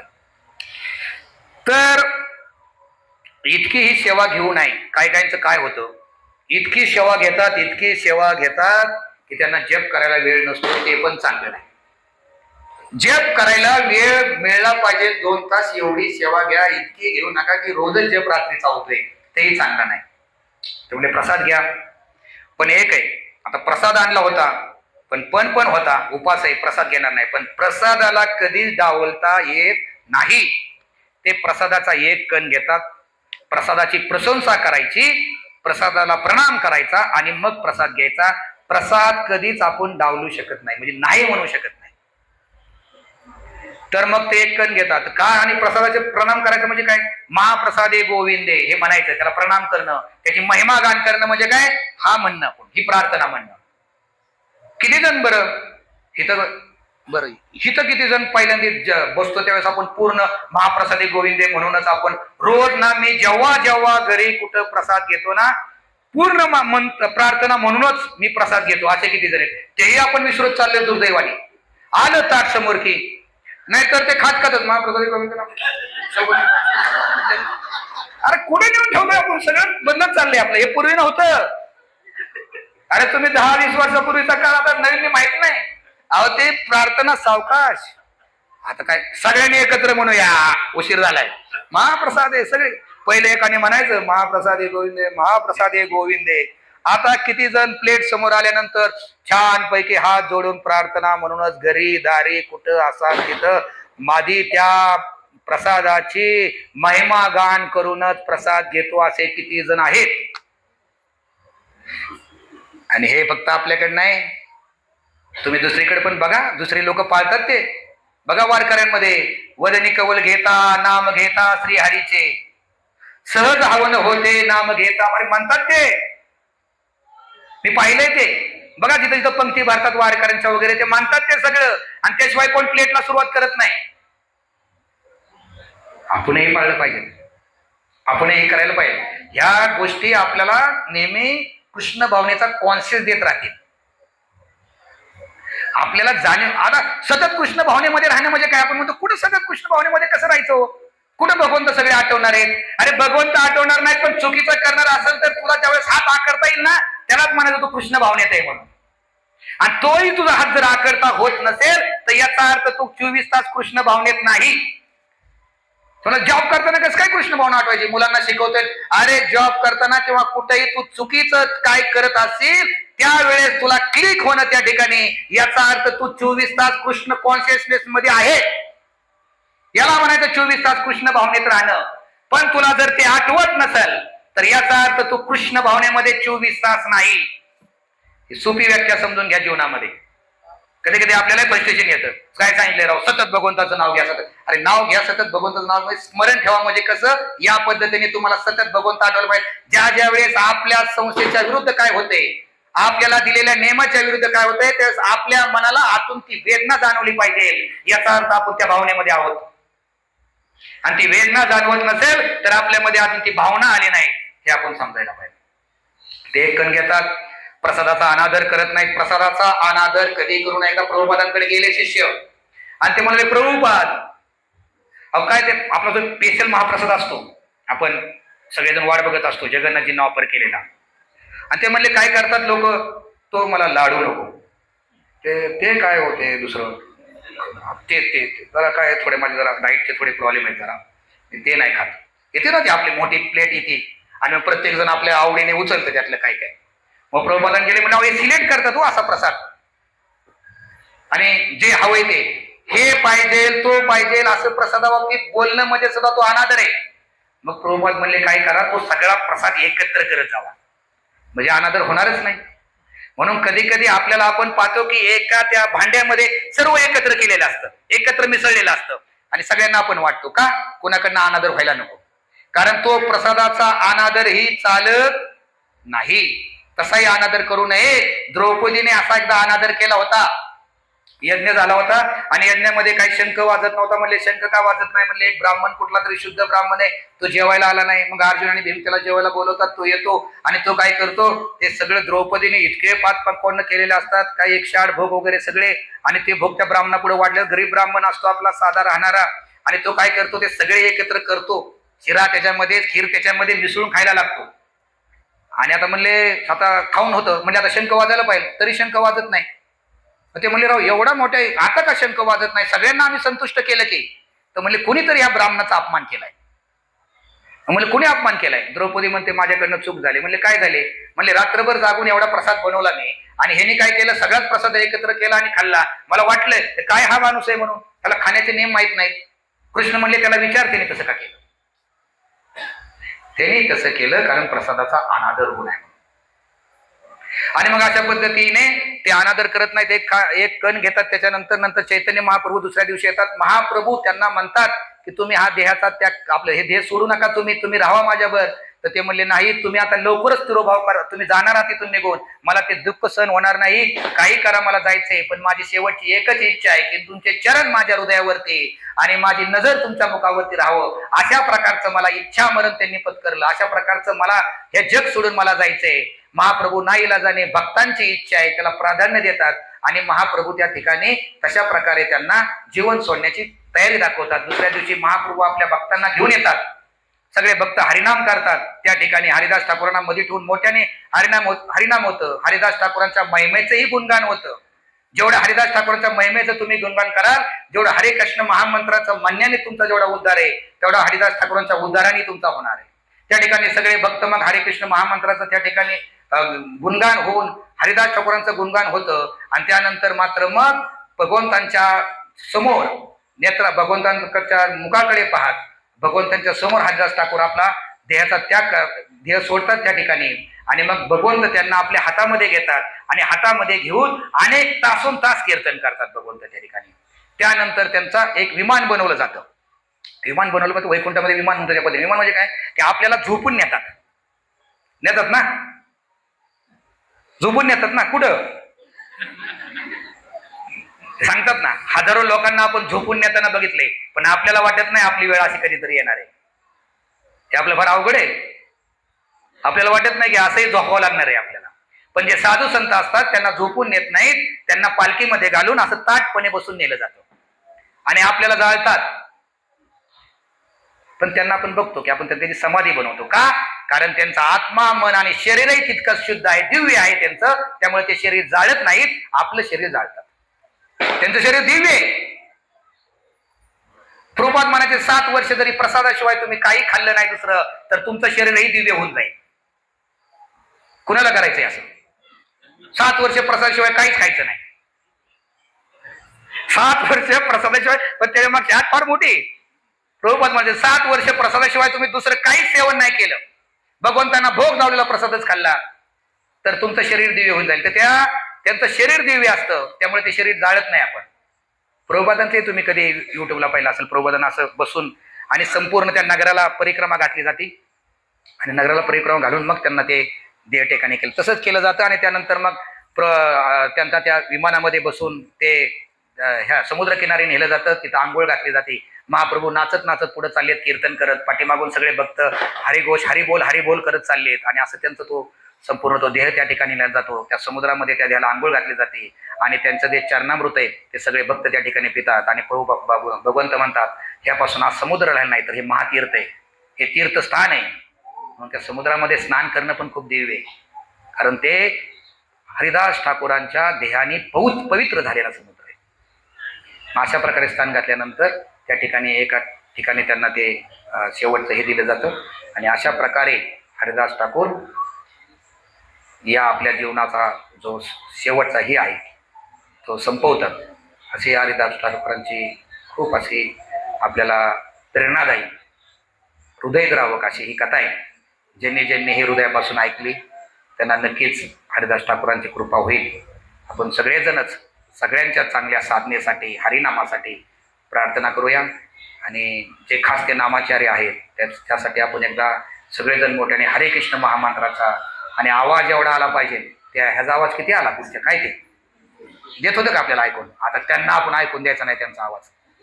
एवढ्या मोठ्याने हरे कृष्ण महामंत्र म्हणा की इथं कुठं काय आवाज येत असेल तर ते म्हणजे असं ऐकूया ना गाणं काय चाललंय, हे काय चाललाय जयघोषा. एवढा मोठा जयघोष त्या ठिकाणी तिरोभाव दिवशी चालला होता. अशा मोठ्याने आपण एकदा हरे कृष्ण महामंत्र गाऊया. आणि बरोबर 3 मिनिटं वर गेले तरी काय हरकत नाही. चला आपण एकदा म्हणूया, हरे कृष्णा